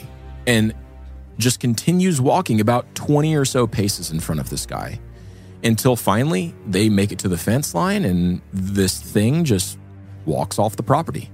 Like no big deal. He never sees it again. But here's what he did. Because he went back, it was a relatively wet day, and so one portion of the path had some muddy spots. Yeah. And this wolf thing had walked through it. So he goes, all right, I'm going to go check out the tracks. He goes, checks out the track, and he has his canine dog, his German Shepherd, adult German Shepherd, walk beside this other dog's track. Yeah. His goal was to compare stride lengths. Yeah. Okay? Makes sense. So there's a big, like over 100-pound German Shepherd. He takes a picture comparing the stride lengths. This thing's stride was at least 3 times as long as a full-grown adult German Shepherd. My grandma bred German Shepherds for Schutzhund and canine training for a long time. So I've been around a lot of full-size German big. Shepherds. They are large, scary dogs. So imagine one that is at least, 3 times as big. And then it gets better. It gets better. How could it get better? So he sees this. He's a little freaked out, but he's mostly just relieved. He's like, okay, well, I'm alive. I'm glad it's gone, and I'm glad it didn't seem to be aggressive. Yeah. Well, then his buddy, who was on patrol with him, had started walking up the mesa. It's like a scree field of big rocks. So he's walking up the mesa, and he gets to the spot where he just kind of happens to look down into a gap in the rocks. Yeah.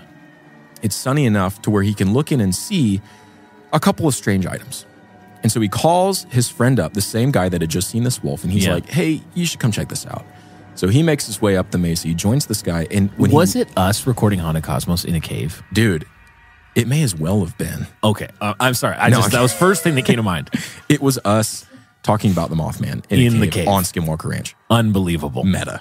5D chess. So he goes up. He gets to the top of this boulder where his buddy is, and he's pointing into this, like a pseudo cave. Yeah, right? yeah.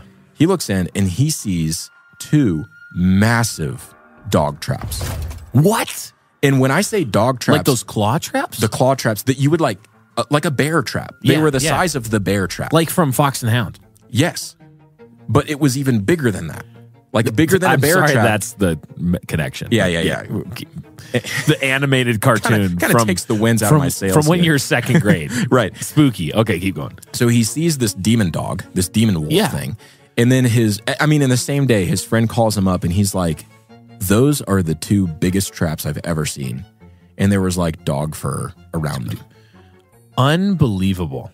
Isn't that just like, what? And this guy, he's recounting the story, and it's as if it's just, that was Tuesday. You know? This happened. Like it was weird, but that's just what happens. Now, another element of this precognitive sentient intelligence that I think is worth noting, another wrinkle that is, again, unverifiable. You literally cannot document the type of phenomena we're about to tell the story of. Yeah. Is that it actually seemed to have, similar to Indrid Cold with Woody Dernberger. That's a good connection. The ability to invade the mind. Yeah. So a team of NIDS scientists were performing a night study in one of the fields. I think it was the eastern field. And it's the middle of June. It's actually a lovely night. In Utah in the middle of June. Beautiful. It's warm, but it's crisp in the air. Stars out there. Stars out there are insane, especially in Ballard, Utah. Like there's no light pollution. It's wonderful. And so the way that they had set it up was they had 2 people that were in the tree line and they were looking out in the field. And then they had 2 people in the field. Now it was pitch black, but they had night vision goggles. So they were able to see what was going on. And then they also had dogs with them as biosensors. Remember, they want to use the animals not only for protection, but also as biosensors. Because they've noticed that dogs and cows are able to pick on stuff that's going on. This will be a theme in part 3 as well. And so right out the gate, nothing really is happening. This one guy, he has a fancy camera and he's ready to take like high-res, long exposure pictures of stuff that's going on, but nothing's really happening. Well, then stuff starts going down. And to start, I'm going to quote from George Knapp's book. He says, quote, "Then it appeared, without warning, no more than 75 yards to our left, a silent, brightly lit sphere of bluish-white light about the size of a basketball hovered, moving slightly as if swaying gently. The dogs, which were behind us, seemed to notice its abrupt appearance. The object was not more than 15 feet off the ground. It appeared to be bobbing slightly and was bright enough that I could see the grass lit up below it. So they see this orb, the dogs are alerted, and so the man with the camera is ready to start taking pictures, but then it immediately vanished. As quick as it appeared, it vanished. It went away. They had seen it for long enough to get it in their night vision goggles, but not long enough to capture it on camera. So what they did was they had this incredible flashlight with them called a Maxibeam. And according to literature, if you turn on the Maxibeam in pitch black, you can read a newspaper from a mile away, or you can notice a newspaper from a mile away. So they turn on this flashlight and it lights up the field. And they're moving over this field. And George Knapp continues, quote, "We walked over to the spot where the object had appeared and just as suddenly had disappeared. The dogs stuck close by our sides. They were not in the mood for playing, we noticed. We searched the area quickly for a few moments, but could find nothing. Slowly and warily, we walked back to our original position. My colleague was scanning the perimeter of the lush tree-lined pasture with a pair of Generation 3 ITT night vision binoculars.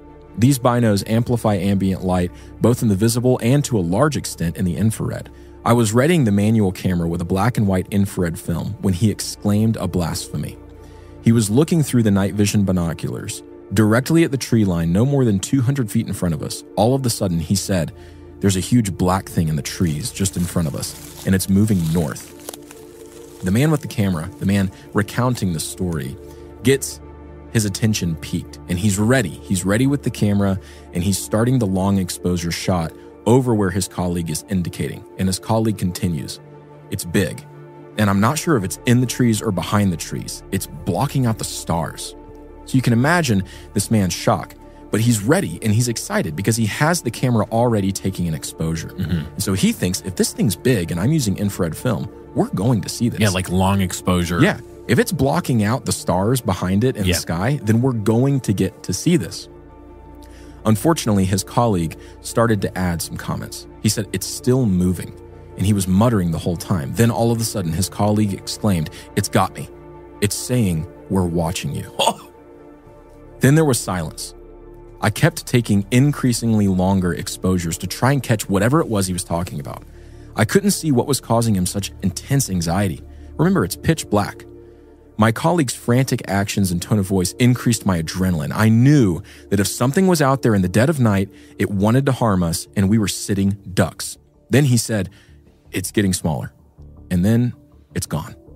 But over and over, he kept muttering blasphemies to himself. I asked him what had happened. He was still shaken. Something big was in the trees just in front of us. It blotted out all the stars through the binoculars, he declared.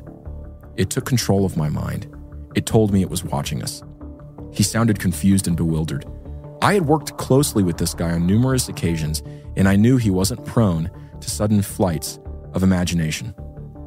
It seemed to be over, so we started pacing the field again after my colleague had calmed down. The dogs were still on edge, to say the least. But as we did our sweep, we didn't notice anything. We were never able to capture these nighttime game players on film. They never showed up on the long exposures. It was an exhilarating but frustrating summer. The Psalms Project is a band putting all 150 psalms to music in their entirety using a combination of folk, rock, alternative pop, and orchestral arrangements to faithfully and artfully present the entire story of every psalm with music, without gutting or censoring the God-breathed text. Over 80 musicians have contributed thus far, including Grammy nominees Phil, Kagi, and Jeff Dio. Here's a quick sample to get an idea of their sound. Show me your ways, oh Lord, teach me your paths. Rise, rise, rise, Lord, in your anger. The Lord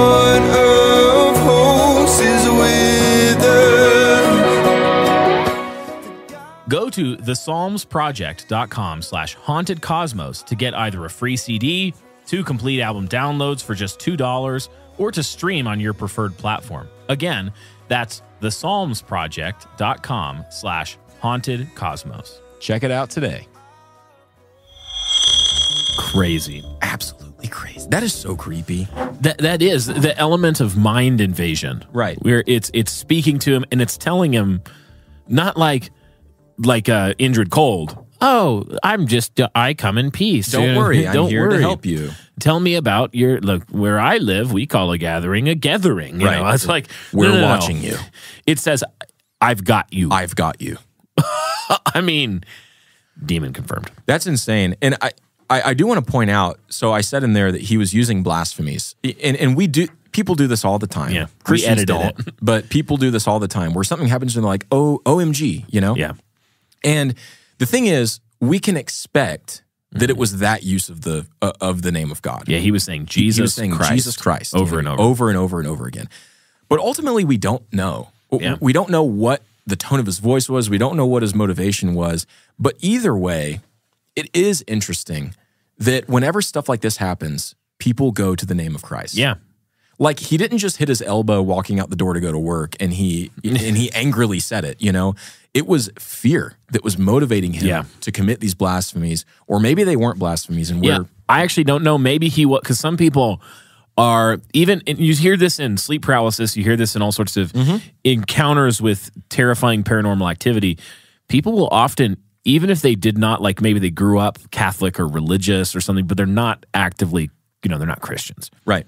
They'll often be led or feel the instinct to cry out to Jesus right. Christ, to say the Lord's Prayer. And I wonder, it's ambiguous in that account, whether it was that instinct operating where he was like actually calling on Christ, or if he was just using it as a blasphemy. Yeah. Hopefully the first one. Right. And for his sake. And it does go back to, if we're being charitable and we say maybe that was the use, it goes back to Ecclesiastes telling us that God has placed eternity in man's heart. And when push comes to shove, when the plane's crashing, you're not praying to science. Yeah, you're not like, oh, save me the science. Save me peer-reviewed journal. You come face to face with the reality of death. Yes. With the reality of your curse and your sin. Yeah. And you realize there is more to life than this. That's right. There is much more. And I like to think, to be honest, that that's what was happening. I hope so. I do too.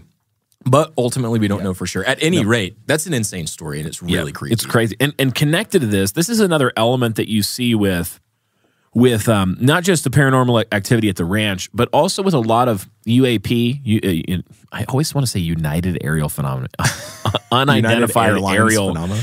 Unidentified aerial phenomena, or UFO activity, unidentified flying object. Right. You see a lot of the time this psychic element where things communicate psychically with people, or even John Keel, again, the researcher from the Project Blue Book, government-funded research that was also involved in the Mothman flap. He's not involved in Skinwalker, but he would occasionally recount stories where either people that he interviewed or he himself had almost telepathically communicated with the aerial phenomena, where they would think things and it would seem to be responding to their thoughts. Right. Or getting in their head like that. And this will be a theme in the final episode of season 1, episode 10. We're going to get into this in much more detail. Yes. So Easter egg for that. Absolutely. Like, just, again, another evidence that we're not merely talking about just naturalistic phenomena. Exactly. We're talking about something that has a spiritual and psychical element to it. Yeah. So related to that, there was continued UAP activity at the Sherman Ranch, and it wasn't just the Sherman family. There was another story where the Sherman family had seen lots of unidentified flying objects above the ranch, the not just the orbs, but all sorts of things. But they weren't seeing like flying saucers, the disc with the bubble on top and the spaceman with the stereotypical drawing. Take me to your leader. Like it wasn't that kind of thing. They had seen lots of, we'll talk about triangles, they like orb phenomena, things like that. But around the area, there were sightings of the classic saucer and disc thing that happened as well. One example was Mr. Gonzalez, who was a neighbor. He told the NIDS team that he had seen an unidentified flying object that looked like a Mexican hat. So again, like almost the orb with the big bubble top thing. And he said it flew over his house. So sometimes people call them sombreros because they're like the dome on top. Yeah. Gonzalez and his family, they saw this disc, and it was like a silvery, shiny disc, he said. And it gets weird. He said it flew over their house and flew directly into the rocks of Skinwalker Ridge. Ooh. And then seemed to be absorbed into the rocks. Ooh. With no discernible impact, explosion, not like a plane hitting a mountain and blowing up. Not like, well, it's like it flew into it. I almost said 9/11, but that was going to sound Thank you. inconsiderate. Thank you for not. No, however, it is a good image. No, it's actually, it's not a terrible description because if you look at a video of the plane hitting, it's like it disappears into it. But this was even more like, it was as if the rocks didn't exist. They just flew into it and merged with it. Right. I mean, we could tell lots of stories of the similar thing that happened, but I want to go through a couple other types of craft they saw. So there's that. They saw black triangles. But put a pin in that. Yeah. I was just going to say, put a pin in that idea of it passing specifically into the mesa, because this is going to come up in part 3. We don't want to just give everything away stream of conscience because we will. We want to be good storytellers. So we're trying to control ourselves, but just keep putting pins in these Remember things, that. and we will remind you of these ideas. Remember that. Brian, black triangles. So black triangles are seen all over the place. I've heard from even friends of mine in Ohio who have seen black triangles flying over Ohio. Literally. Cool. I mean, I talked to one Christian guy not that long ago who saw a black triangle. And he was like, look, I saw it. I'm a Christian. I'm not crazy. I wasn't on drugs. And it flew towards Wright-Patterson Air Force Base. And I was like, what the? Yeah. Would you? What? There is this trope of UFOs being focused around like nuclear facilities and Air Force military bases. Mm-hmm. And there's a few interpretations of that. But anyway, go on. So the Shermans both reported multiple experiences with what they describe as silent hovering triangular craft that had multicolored lights around a black frame. They could not see or hear or in any way discern with their senses a propulsion system that was keeping this thing aloft. And it was something similar to like a B-2, if you've seen a B-2, but B-2s cannot hover. No. B-2s are like very early in fighter craft development. People had theorized and built models of a plane that was basically all wing, and that it would have really ideal flight characteristics, but they couldn't develop them until computer-controlled surfaces because they were very difficult to fly. Now we can do this with the B-2, and I'm sure the military has lots of experimental craft that are similar stealth technology, shape, but the element of this that takes it from maybe it's a government thing to what the heck is the complete silence of the propulsion, and it hovers. Yeah. That's non-ballistic motion. Right. I mean, and Ben, you know more about this than I do because you're a literal aircraft engineer. It's non-Euclidean, non-Newtonian motion. It doesn't make sense. It requires the presupposition that you have to make is that the mechanics of motion that we are familiar with that allow us to create something like an F-35, for example. Yeah. Is a lower form of mechanics. Yeah. And there's a higher form that we're not familiar with, or at least, mainstream, if you think the government knows and is just hiding it, that we're not familiar with, that would actually not undo, but just show the triviality of something like the F-35, which is the most advanced fighter craft in America, at least.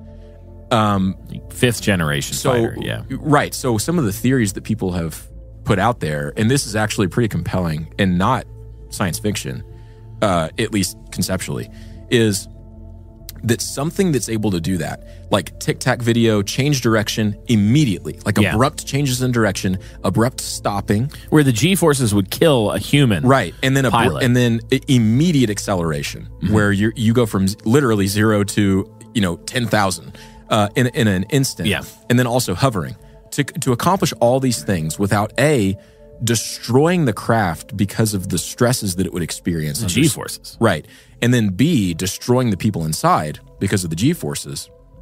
What you have to do is actually use space-time to propel the craft. Yeah, like gravity and space-time itself. Which then you get into the layers of missing time. Like perhaps the reason people experience missing time with UFO encounters or black triangle encounters, you know, is because the object itself is literally having to manipulate the space-time around it To work. to accomplish these things. Now, like that's getting into materialism. And Yeah. I don't want you to think that Again. we've forgotten the whole motto of the show. Yeah. But the point is that just because a spiritual event is happening doesn't mean that physical means aren't being used. Yeah, that's a good point, actually. I just want to make that clear. Like, Yeah. technology can still be used by. It's not like everything is fake. When ziggurats were built with the help of giants they were still built. and Nephilim sort Yeah. of thing, they were still built with rocks. Exactly. So I think people don't fully appreciate the physics of the world, too. Just, again, we're talking about natural stuff. Supernatural stuff's crazy. The physical world is insane. Still crazy. I read a biography of Einstein not too long ago, and they were talking about just the physics underlying the theories and even things like what's the project that built the nuclear weapons? Manhattan. The Manhattan Project, which is probably to date the greatest nexus of scientific minds in history. I Yep. mean, the mental firepower that was involved in that project. Nazis. Absolutely crazy. A lot of Nazis. Paperclip. We'll do that sometime. Sorry. But you're actually, he's not kidding. I'm They're right. literal Nazis. Just Now, the physics undergirding that is in when you think about E equals MC squared, which then energy equals mass. times the speed of light Squared. So what it's saying is that thanks to the speed of light, mass is energy. Mass is energy. Energy. You can convert the two. Right. They're inversely proportional. This is what's happening when you're making a fission bomb or a multiple stage thermonuclear devices. You're converting mass into energy very quickly. Exactly. Releasing massive amounts of energy. I mean, megaton energy. We do this all the time when we clap. Yeah. We're converting mass to energy. You're literally like, there you go. Yeah. That's why you can cook a chicken by slapping it hard yeah, enough. yeah. I mean, theoretically, you really couldn't. But anyway, think about this. And we'll continue with this is complete tangent. But think about this. A raisin. If you could convert the mass of a raisin into pure energy, you'd have enough energy to power a city like New York City for some substantial amount of time. Right. A single raisin. A single raisin. So when we think, when scientists like NIDS scientists get in and they're trying to explain this phenomena using purely naturalistic means, these are the ways their minds go. Yeah. They're thinking 0 point energy. They're thinking pulling energy from the vacuum of space because there's energy in a vacuum.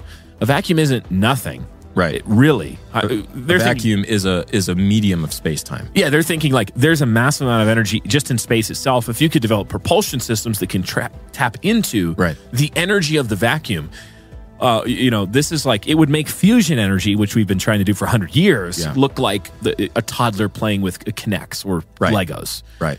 So when we look at some of these propulsion systems, the difference between an F-35 and what these things can do is like the difference between a slingshot, a bow and arrow, a Glock 17 9mm handgun, like a laser gun from laser Halo. gun. Yeah. You're starting to get into like we're not talking about blowing a controlled explosion to propel a hunk of metal through space anymore. Exactly. Like an F-35 with control surfaces. You're talking about using, another example would be throughout the vacuum of space, everywhere in space, there is the medium of photons.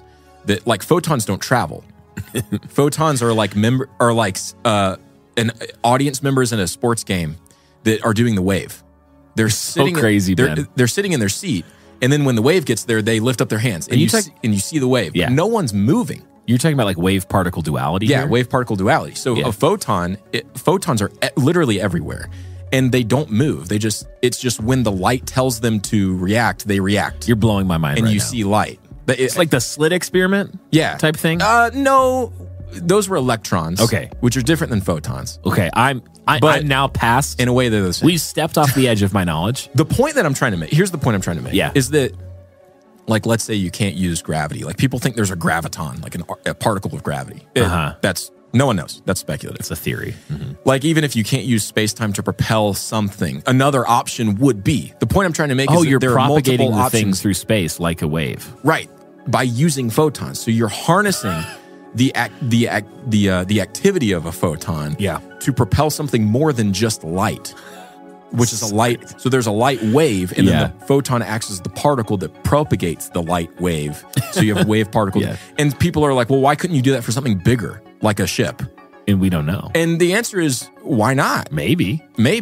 Why not? And if there's a Nephilimic spirit that's been around for far longer, and also was the one that initially gave us the knowledge to start creating these things in the first place before we were ready. Wow. Who's to say they don't already know how to do this and are then using it to play off as a higher species that is propagating the materialistic worldview, but I'm getting ahead of myself. Yeah, this is actually a theme, though. I'm glad you said it, because there's a theme here where we're going to, like, one of my theories is that we have spiritual elements attempting to deceive people into thinking in turn that they are higher technology beings. Yeah. To confirm a materialist evolutionary worldview and things like that. Okay, anyway. Theme of the episode, put a pin in it. The Black Triangles, NIDS did an analysis in 2004, and they published it to their website. I don't have it. I think it's there, but I haven't dug deep enough. They looked at more than 500 cases across just North America, and many of them had very similar details that the Shermans saw. In their analysis, basically, they concluded that maybe these craft are military technology, maybe because they're related to bases. So what I wanted to do is talk about some of the explanations for the UAP. The NIDS scientists, again, they were always trying to find natural explanations for sightings. Right. And they did, as part of their study, they did detailed analysis of geological data, weather patterns for the area. So let's talk through a few. One of them is planet misidentification. It's my favorite one. Like orbs. Yeah. It was the planet Venus, actually that flew past your horse and drove it off a cliff. The third sphere of Which heaven. to me makes total sense. The planet Venus shrunk down to the size of a golf ball, came down, it turned red, and it did that. Like, I think the third sphere's song had discord entered into it. Anyway. Okay, here, now we're getting into medieval we're cosmology. We're not going to get into cosmology. Which we are researching for season 2. But anyway. Yeah. So let's just say planet misidentification. Okay. I'm not saying it is never relevant to UAP. Sure. People make mistakes. Sometimes, like when you're driving, there's a thing that can happen where if, like, for example, the planet Venus literally is a very, very bright object. It's usually the brightest thing in the sky. If it's right in front of you, and let's say it's early evening or morning, and it's up, and you're not used to seeing a star that bright. Yeah. Could you misidentify that as UAP? Well, to you, it is UAP. Yeah, right. It does subjectively fit the bill of It's UAP. Unidentified aerial phenomena. You don't know what it is. But someone else could come in and explain it to you and say, hey, my brother in Christ, that was Mercury, that was Venus, that was Jupiter. These are very bright objects in the sky. Yes. Okay. Dumb, though, for Skinwalker. Just literally not relevant. Literally, it's not Venus. Because you can immediately say, okay, what date, which direction were you looking? Point in the sky where it was. Okay, Venus wasn't there. Right. Or it was. Or Jupiter wasn't there, or whatever. Like, we know this. This is not like we figured out the motion of the planets. We can predict them. We know. Okay. Yeah. Another one could be like meteors. Yeah, meteors. Yeah. And this does obscure atmospheric or weather phenomena. They say, quote, for example, in the summer of 1952, unidentified balls of light were seen flying over Washington, D.C. on consecutive weekends. The lights were seen from the ground and the air, were detected on military and civilian radars, were photographed, and were repeatedly pursued by military jets. The explanation offered by the Air Force was that the false radar sightings had been prompted by a temperature inversion in the area, a theory that simply did not fit with the facts surrounding the sightings and that was publicly disputed by the military's own radar operators and pilots. You'll hear regularly, end quote, by the way, the military give you what I would call a swamp gas explanation. Yeah. Which is from actually John Keel. He coined that term, but on the bad end. Right.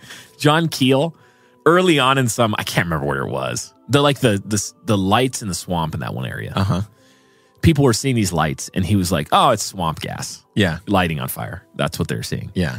So people have used this, it's swamp gas, as a derogatory way of describing stupid explanations. Okay. For, paranormal activity. John Keel later turned out to actually be pretty chill like that. He was like, I did not know he was chill like that. Yeah, but he is chill. He actually was pretty chill. Wittily gwittied. He wittily was doing the swamp gwitty gas. on the swamp gas. Okay, I'm so sorry. People will often, though, try to explain these things away with atmospheric, unusual, plasma ball lightning.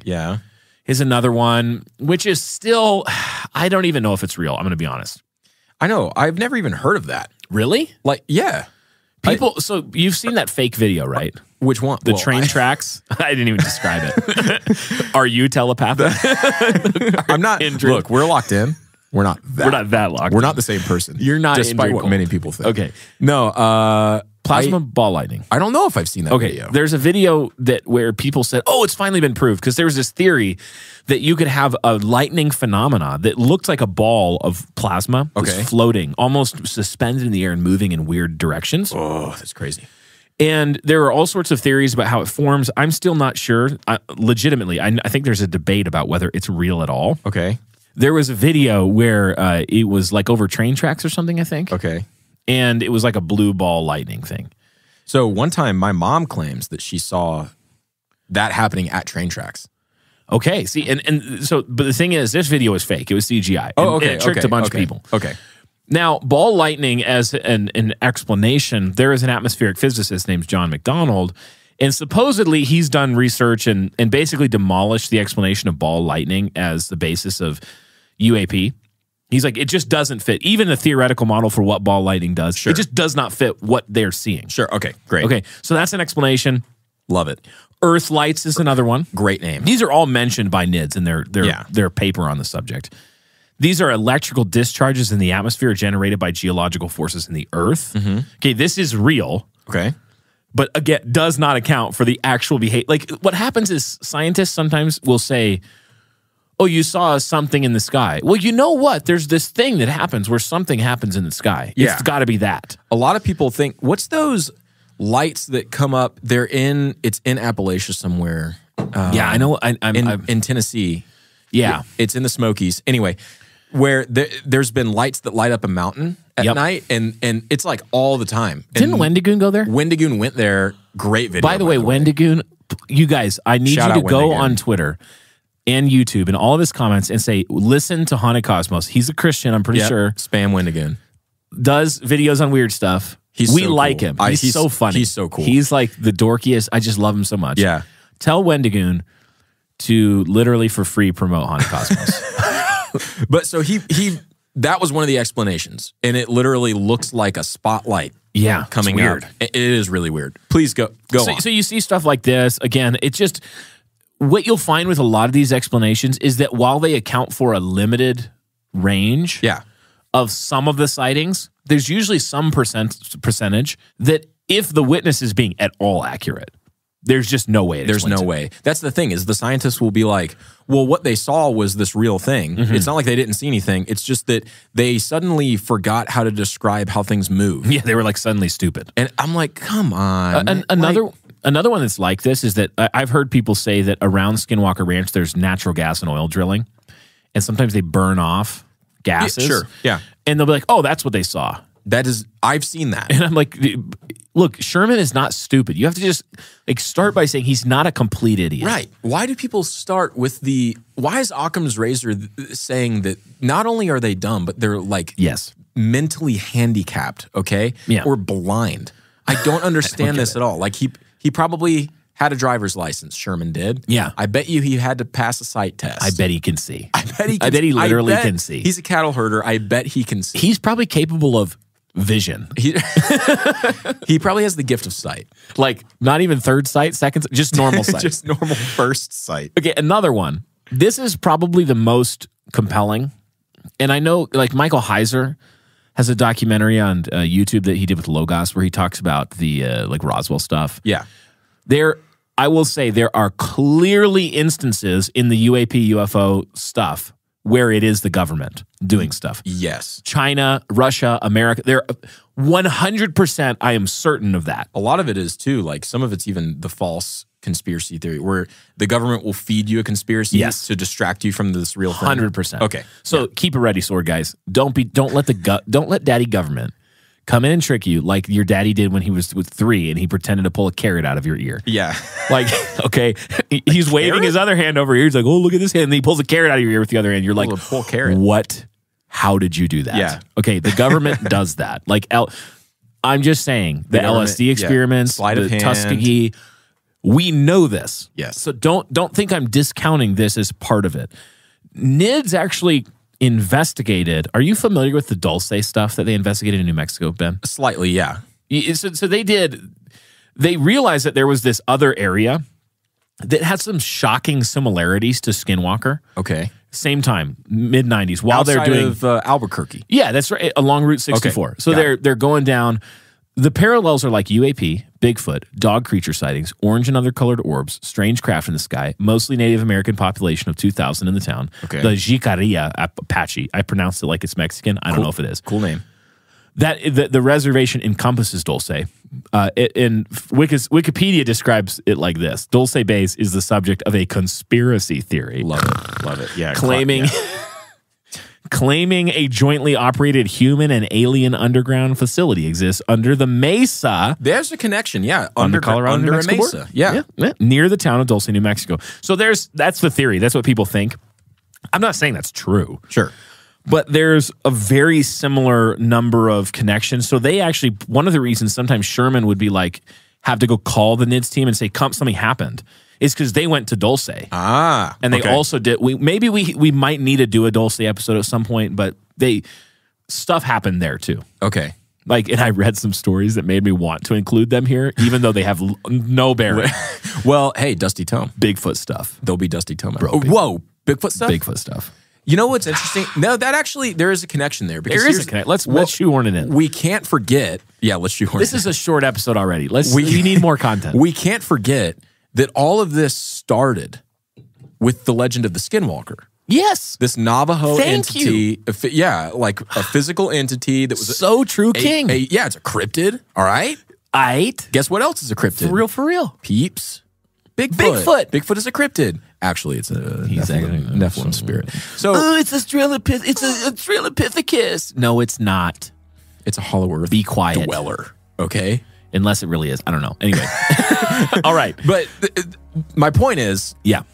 oftentimes where there's smoke, there's fire. Where there's fish, there's sharks. Okay? Yeah. When you have UFOs, you're going to have cryptids too. Yep. This is just case in point. You got Bigfoot with UAPs. You have Skinwalker with UAPs. All it is across state lines. It's the same old song and dance. Yep. So now I'm going to shotgun out some crazy explanations that they floated. Gang. The NIDS team and others. This is where they were like, look, this is beyond known science. Love it.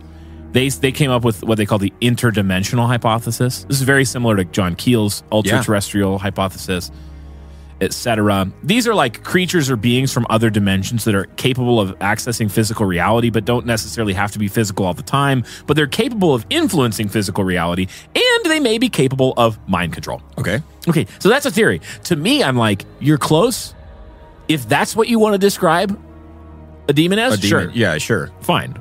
Yeah. Another one would be Jacques Vallée. You've probably heard of Jacques Vallée from other episodes. He had what he called the control system hypothesis, which is it's riffing on interdimensional. Patrick Harper had one called the daimonic reality. Michael Grosso had the imaginal realm. John Keel, I already mentioned, the ultra-terrestrials.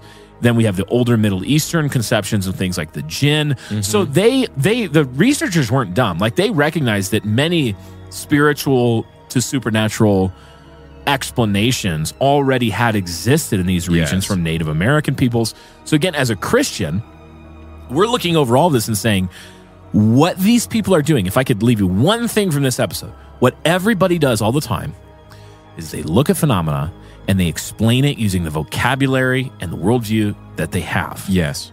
Physicists do this all the time with consciousness. Yeah. Because they don't have a category for it. And they always try to come up with one, and it's always, here's the thing.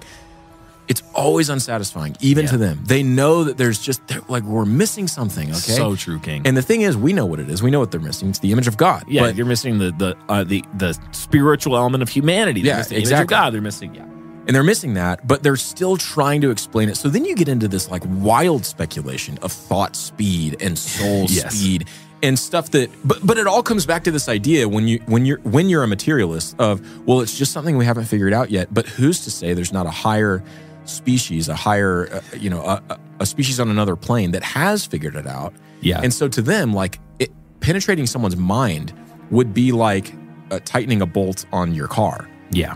You have the tool, and it's an everyday thing. Yes.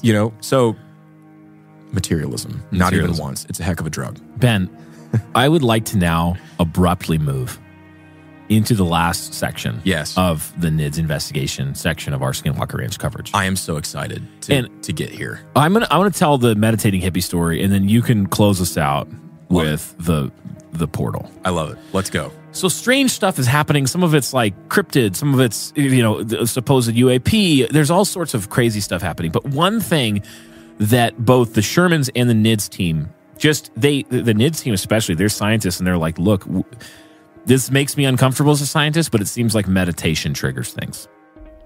Psychical human energy. Yeah.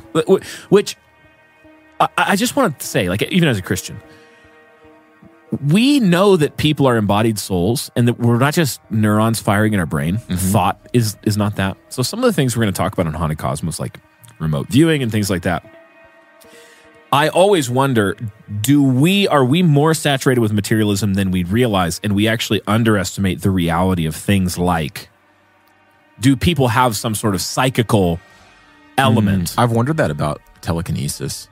We're getting so unhinged right now, but well, I mean, it's but I sides do of the same coin. Like, I just wonder about it. I'm like, I don't know. There's always these myths of people having these abilities. There's stuff all throughout the law in the Old Testament telling you to stone the witches. Yeah, the necromancers don't. And it's not because it's a waste of time. Right. It's like maybe Matilda wasn't fiction. I got news. Yeah, right. Well, like maybe Carrie was real. The thing is, God doesn't punish time wasting with a capital punishment. Right. Okay? He's not like, don't worry about necromancy. Like, don't do any necromancy because it's all fake. Right. The problem is that it's a real thing. It's just a dangerous thing. And so you do have to wonder, like, are there people that just, for whatever reason, they are given this gift? And that's incredibly speculative. Right. And it's very speculative, but there's something that they noticed was that human beings meditating on the ranch did triggered things. Hey, you know what? We know that this is true because the practice of yoga is a pagan practice. And inherent in the practice of yoga, when you're trying to align your chakras, is meditation. Mm-hmm. So we actually do know that meditation does have some sort of spiritual element to it. There's a pagan sort of meditation where you're trying to tap into spiritual forces. Right. And then there's a Christian meditation where your mind is supposed to be actively latching onto truth. Exactly. The scriptures, and you're meditating on the scriptures. You're meditating on the promises of God. That's biblical, good meditation you should do. Paganism always has yourself as the object. Yes. Christian meditation always has the object outside of yourself. Yes. Particularly on the God the Father, Son, and Holy Spirit. So true, King. Just so true. So by the end of June of 1996, some of these, just the phenomena, the stories, the almost like garbled, you know how stories get, they're garbled, they're amplified, whatever. Oh, yeah. They're starting to get out that something weird is happening at this ranch. Okay, so it's newspapers, people are reporting on it now, and people start to show up to the ranch and wanting to investigate it. So one day in 96, Sherman is there, Tom and his son Tad. They see a vehicle come down the entrance gate, down their drive. They have a long driveway, and they see the vehicle come, and they're like, oh, here we go. And Tom sees that there's a very large, tall, strong-looking, blonde-haired man at the wheel. Long hair. Describes him kind of like a hippie, that he's like 6'2", and he looks just like he looks like a hippie. And the guy shows up, and he tells him that he heard through the grapevine. He'd driven from a long distance away to come. And Tom's like, that this is private land. You're not just allowed to. This is not paranormal Disneyland. There's no punch pass. You can't come and just. And he's like, look, I want to come. Please let me come on your property. I want to meditate. Hippie confirmed. So he's like, I picture him as like a Southern California surfer boy who's into the new age. What do you think his name is? His name is probably Brad. Really? Brad. I like that. What do you think? I was going to go Shad. Shad. S-H-A-D. I knew you were chill. I did not know you were chill like that. So Brad, which is not his name, but that's what we're going to call him, he comes on the ranch and sure, he's pleading with him. He's like, please let me come. I want to do this. I've heard stuff. This might be like the moment that I can tap into the spiritual world.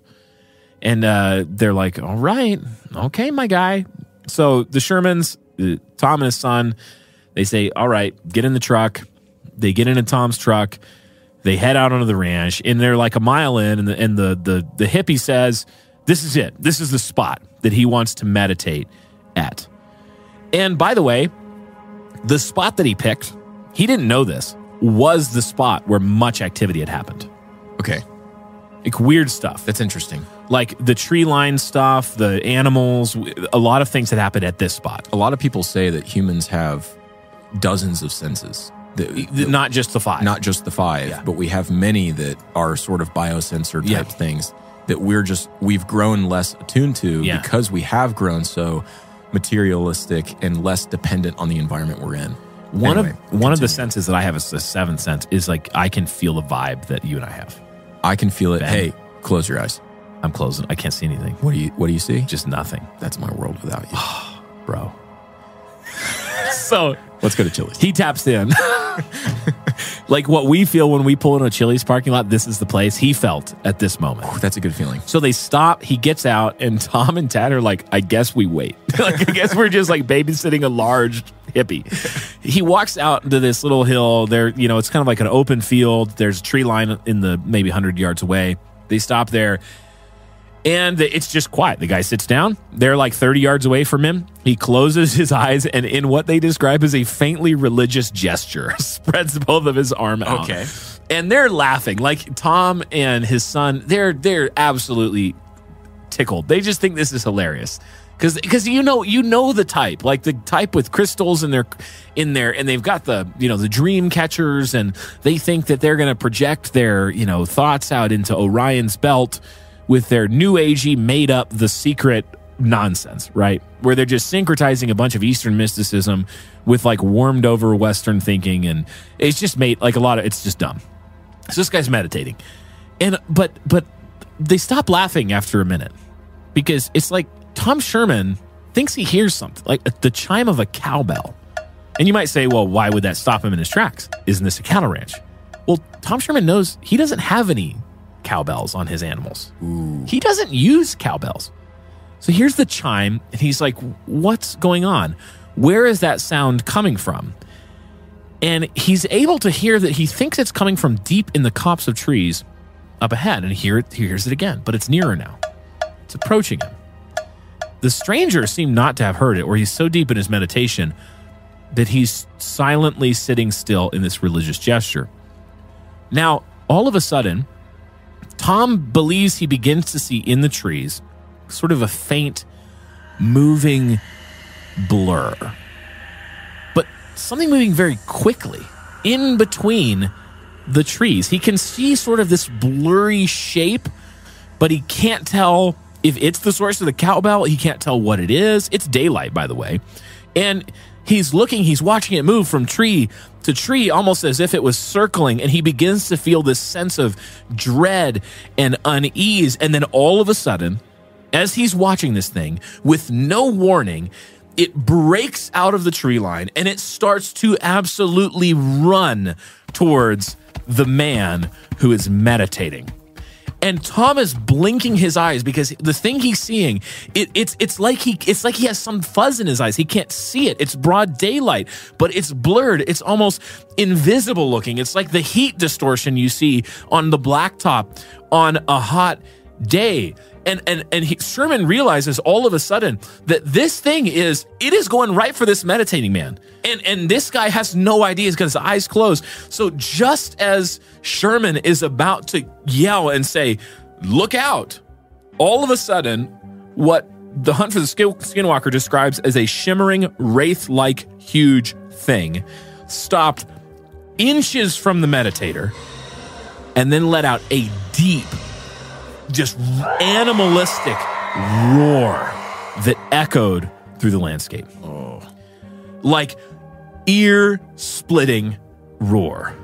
The stranger who's meditating, all of a sudden at this roar, just falls over himself, leaps to his feet, and begins to scream. And he sees the creature, and he begins to turn and run towards Sherman, and Sherman notices that the thing looks almost like a pixelated, sort of blurry shape, turns and bolts back for the tree line. The hippie is so he's literally, his pants need to be changed. I mean, this is not in the book. I'm assuming He's had an accident. like he grabs on to Sherman, like clinging to 6'2", large man, Like scared cat. clinging to him. He's like, he's like weeping like a baby. He's out of his mind with fear. And Tom Sherman is like trying to get himself away from the guy, but the guy's not only scared, like strong, but he's like now possessed with the panic of a fear, like a drowning swimmer. Yeah. He's clinging to him, taking him down. Finally, after literally minutes of this, Tom quietly says into the man's ears, "If you do not let go, I am going to hit you." And the guy says, I will let go if you promise that you will take me back to my car. Okay.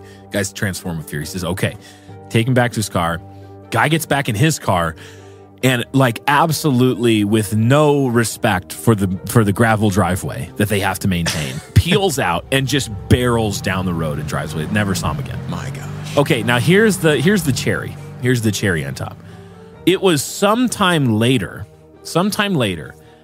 Tom and Tad, the father and son, were watching, Arnold Schwarzenegger and Jesse Ventura fight alien life forms in the jungles of South America in the movie Predator. As one does. And they see, you probably know where I'm going with this, they see the Predator with his cloaking, that shimmer heat wave look where he turns kind of invisible. And they both, in the same moment, they yell out, "That's what we saw." Ooh. That is exactly what we saw. And Tom estimates that the creature was running upwards of 60 miles an hour. There's another really unsettling meditation story. Yeah. And we're going to close with this one tonight. Yeah. If that's all right with you, Brian. Ben, it's not only all right with me, We're 2 hours in. but we're 2 hours into this thing. We should just end it. We should probably land the plane. We didn't even scratch the surface of how many stories. No, we did. In fact, before you tell that one, can I just tell one? Oh, yeah. Because I feel like you're going to tell a portal story. I am going to tell a portal story. And I just want to say that there was a time when Sherman was on the ranch and he looked up in the sky and he saw a circular opening in the sky. Okay. And he said that it had a different sky than the sky. What? It wasn't blue. It was like a different. It's like wormhole stuff. What? This guy. Okay, anyway, keep going. To be a fly on the wall. To be a fly on Sherman's shoulder. To be a fly on Sherman's shoulder. Wow. Okay, so after that incredibly anticlimactic tease that Brian just gave us, I'm going to close with another meditation story, like I said. So on August 25th of 1997, again, it's a warm summer's night, beautiful, clear. The NIDS team was sitting on the edge of a bluff near one of the fields, and the field was actually about 100 feet below them. And they were getting all their night vision camera set up so they could monitor the field throughout the night. And there were two main scientists in charge of this study, and I'm going to call them Jim and Mike, but that's not their real names. They chose to remain anonymous. And they had gotten everything set up. The night had begun. It was pitch black. And thus far, nothing had stirred. Some 4 hours into the watch then, Jim, who was the more experienced investigator, climbed down quietly into the small pasture, and he sat in the middle of the field to meditate, because he had found over the years that meditation sometimes activated some sort of phenomena, whatever that was, although it happened too few times to be anything more than anecdotal observation. Again, it's managing to evade their measurement tools. So Jim is down there meditating, and nothing happened. So eventually he gives up. It's 2:30 a.m. at this point. It's been a 6-hour watch, and so they decide to move their operation to a different part of the ranch. And so they began to disassemble the camera from its tripod, pack it into their carriers, and they were just going to huff it on over to a different location that they could look at the pasture from a different perspective. So just as Jim was thinking, disappointingly, that his meditation hadn't produced anything, his eye caught a very faint light on the track, about 150 feet below him. Remember, at this point, he had climbed back up to the bluff. He watched it a little bit puzzled, thinking, it's probably a piece of glass that's reflecting a truck light from down the road that he can't see, or maybe the neighbor's homestead light is reflecting off a piece of metal on the ground, something like that. But it was a faint yellowish color, and as he watched, it started to grow brighter. So a few seconds later, he nudged his partner, Mike. It's definitely getting brighter at this point, and it actually started to get bigger too. So Jim, kind of quietly under his breath, says, "Hand me the camera." At the same time, Mike quietly and efficiently unpacked the night vision binoculars he had just put away. Jim set up the tripod, all of this being done very quietly, and positioned his camera loaded with infrared film in line with the light that had now grown to 6 inches in diameter, and it was still growing brighter and brighter into this dull yellow color. So he sets the shutter to about 30 seconds. But as this light continues to grow brighter and bigger, he keeps upping the shutter time to 60 seconds and then 90 seconds. And this yellow light expanded so that it was positioned just over the ground rather than directly on the ground. It was like it was lifted up a little bit, but he wasn't totally sure how high off the ground it was. And then Mike, who had taken the night vision binoculars at this point, whispered to Jim, it's a tunnel, not just a light. It's not just a circle, it's a tube. And initially, Jim was so fed up with getting the right exposure time dialed in that he kind of ignored Mike. But now Mike was standing up, and he began to utter blasphemies. And he said hoarsely, "Jim, something's in the tunnel." Jim looked carefully at the light below. It had now expanded to more than 2 feet in diameter. Something that big was definitely going to register on his film, and he was glad for that. "Oh my," Mike says suddenly, thoroughly frightened. "There's this black thing coming out of it. I see his head." Jim suddenly felt panicked. His companion was plainly bordering on panic. "It has no face," Mike whispered. Jim was wondering why he couldn't see the same thing that his partner was seeing. And so he nudged Mike, "Give me the binoculars. I want to look." But Mike ignored him. He was too transfixed on what he was looking at. He told him, "It's on the ground," and it just fell out and walked away. As Mike danced on the ledge a few feet away, plainly in a panicked state, Jim could see the light decreasing in size, and within 30 seconds, the dull yellow circle that Mike said was a tube had shrunk to about half its full diameter and was losing its light intensity. In the meantime, Jim pulled Mike close over to him and asked, "What happened?"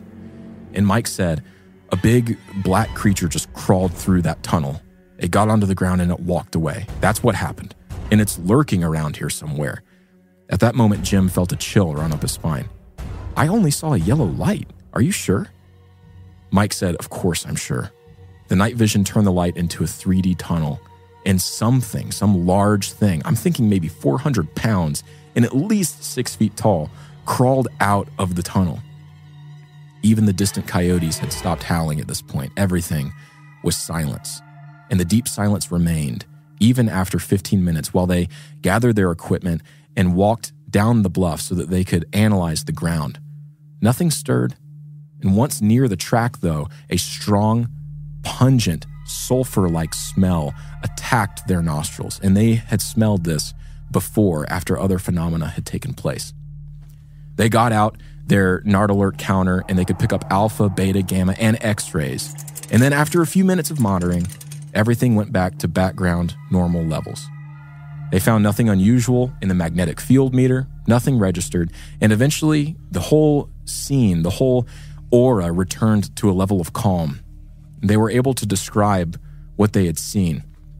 The bizarre and creepy sight of a huge black humanoid form using its elbows to lever itself along a 3D tunnel and then fall out onto the ground down from the bluff that they were on.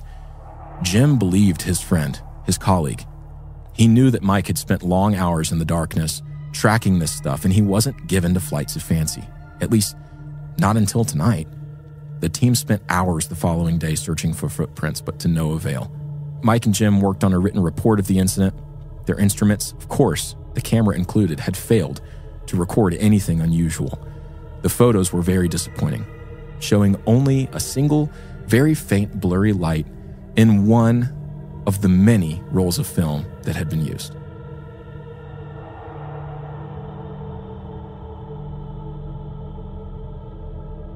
Did you know that patrons get access to a bonus show, The Dusty Tome, as well as early access to main episodes? Support the show and get access to these amazing benefits and more at patreon.com/hauntedcosmos.